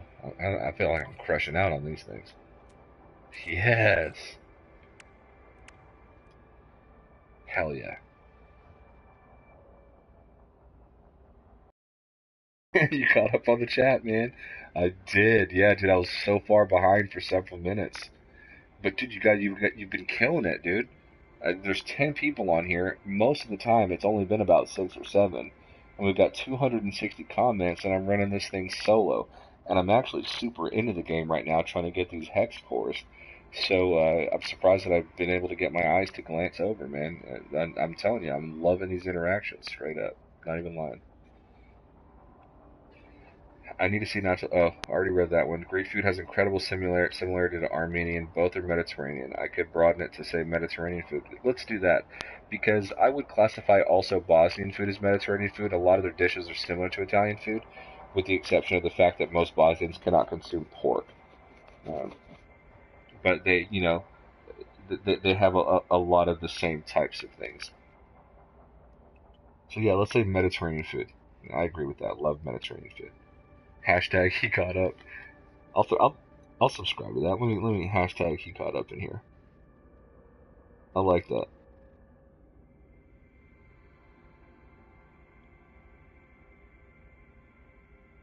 That's why I bought my second screen. I know. I'm sorry that we overrun you and give you a backlog of comments. I stopped making so many. No. It's all good, man. Honestly, sort of like so there's gonna be times where I can't get to every comment, and so sometimes I'll just sort of I'll kind of glance over and sort of pick and choose a few to touch back on it. What I tell people is if there was if leave a comment and I don't get to it and you really want me to read it, it's something you really want to say, just send it again, and then especially if it's a busier stream, like certain times a day, we'll do streams where we'll have like 40, 50 people in here, and like over 1,000 comments. I can't read them all. So just keep sending what you're trying to say and eventually I'll see it. But I try to, sort of like Semtex, it's one of the things I love about Semtex and Sword. But Semtex, no matter how many people are on his stream, like viewing his stream and like leaving comments and whatever the case is, he always tries to read all the comments, you know? And I'm kind of the same way. I may not be able to do it, and I'll know my limit, and I'll stop, and I'll just kind of touch back a bit and move forward. But I make an attempt to get to every one of them because I'm genuinely giving a shit about what you guys are saying. So, hashtag noobs in space.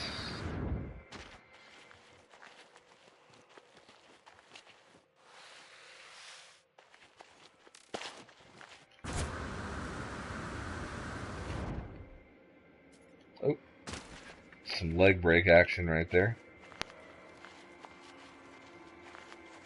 Break your legs, break them, break them. I don't know if you heard that song, but apparently it's about breaking your legs.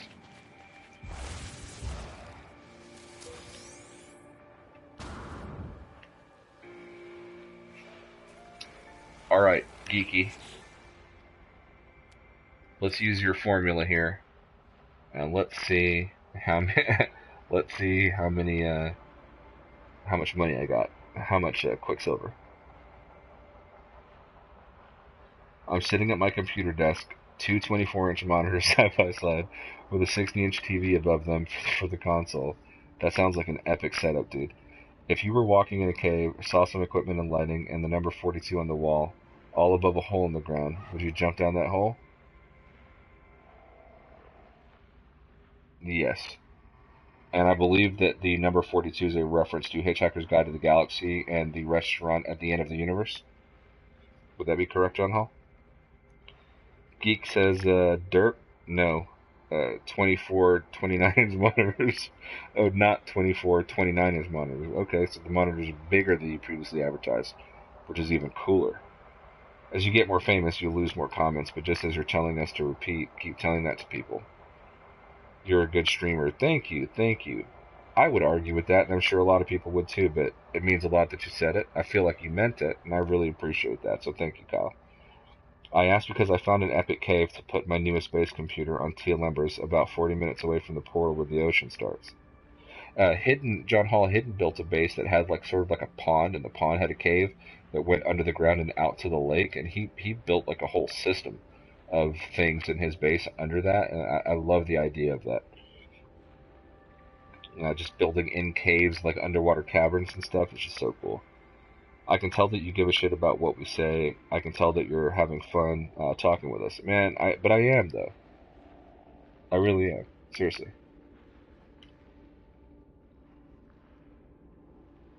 That's why me and Hidden did this thing in the first place. We met each other. Me and HiddenJewAgenda met each other actually on Cobra TV. I had just been a brand new member of the community at that point. I didn't realize that there were so many people out there that played No Man's Sky because no one I know in real life plays it or liked it. So when me and him were on a subcast together, we decided to play together, and then we were like, you know what? There's tons of people out there that play this game. We should start a YouTube channel, and it'll grow over time, and we'll meet people that also play No Man's Sky, and we'll be able to chat with them and stuff, and it's going to be fun. And that's what we did. And here we are. And here you are. And it's awesome. All right.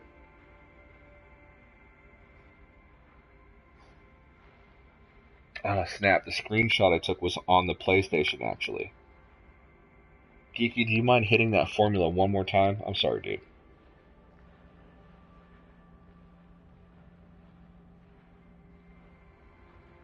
Yeah, Panda, that's it. And Geeky Gek, I wanted to put that base computer way down underground because you teleport next to your base computer. Yep. So you would just teleport like way underground. when I went to GameStop to buy the game, they tried talking me out of it. Yeah, dude.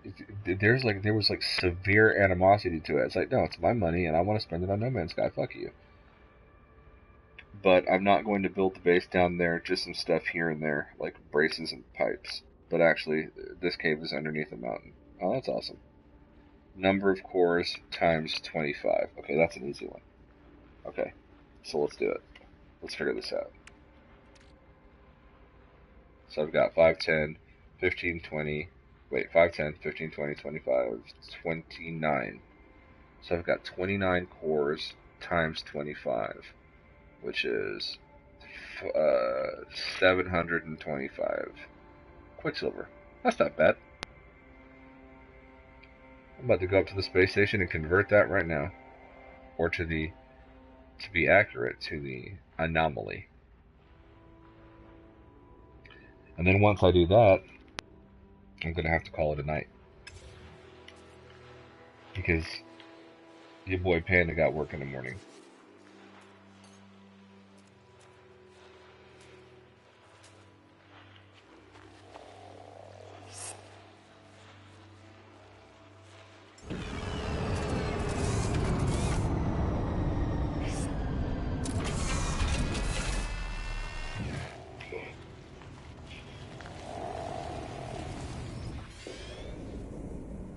Okay, read a lot of comments. Wait, what? And then all of a sudden, that left. Read a lot of comments. What are you doing right now in No Man's Sky? Oh, dude, I'm just straight up like getting these cores, man, to get Quicksilver. That's what I'm trying to do. Not just so I can buy stuff. Like I want to be able to buy like that helmet and shit.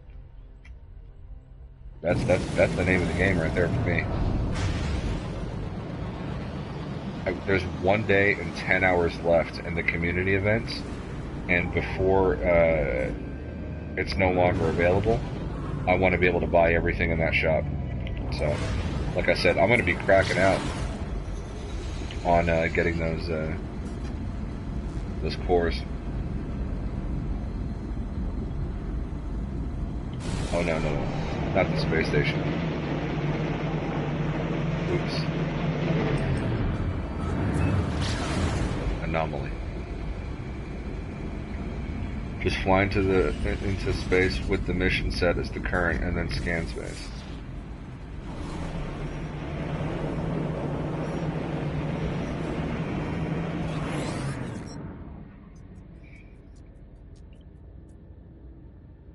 I kind of hate that. You're at GameStop, you sell games, not talk me out of it. That's a very good point. I don't even know why they tried to do that. It's like, why they take it that personal. Because of how high you can build away from your computer, I will have a huge building up at the top of the mountain, which is one of those plateau mountains Teal Embers has, you know? Yeah, a lot of those flat tops, those like mesas. I'm telling you, Panda, find a mega exotic planet in an undiscovered blue system with economy. I'm gonna have to do that. I don't know that I want to utilize that time right now because I don't know how long it'll take me to find that planet, and there's just 1 day left on it. So even if I've got to spend, you know, a little more than I'd like on a certain planet, just kind of grind it out as hard as possible, that's what I'll end up doing. Next time around, though, I'll go to one of those planets and get those cores, get the living shit out of those cores. So Panda, did you ever visit the ocean on Teal Embers? Not sure if you were on foot. I was on foot the whole time. You can't turn them in the anomaly. I can't? How does it work?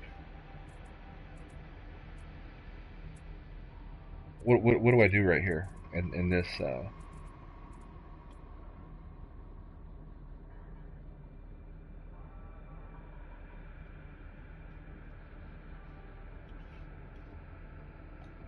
give him course. Okay.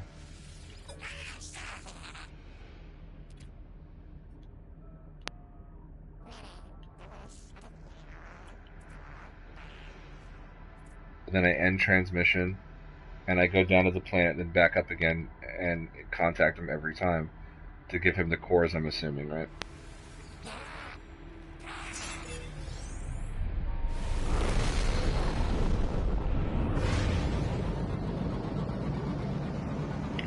Oh no. I'm an idiot. No, he took all of them. I just have one left. Damn it, I should have gave him that one. No, I've got four.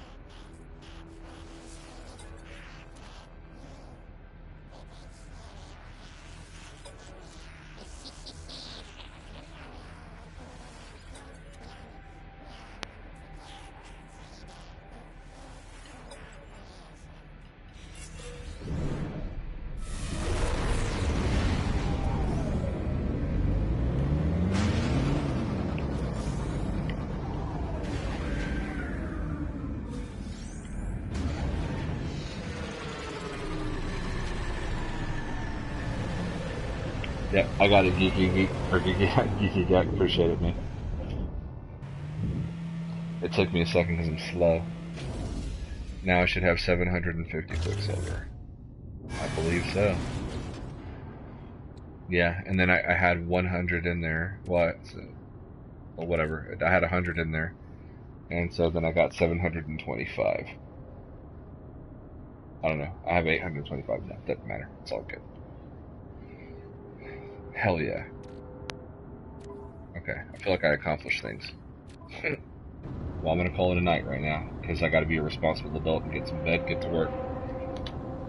So, I appreciate you guys stopping by.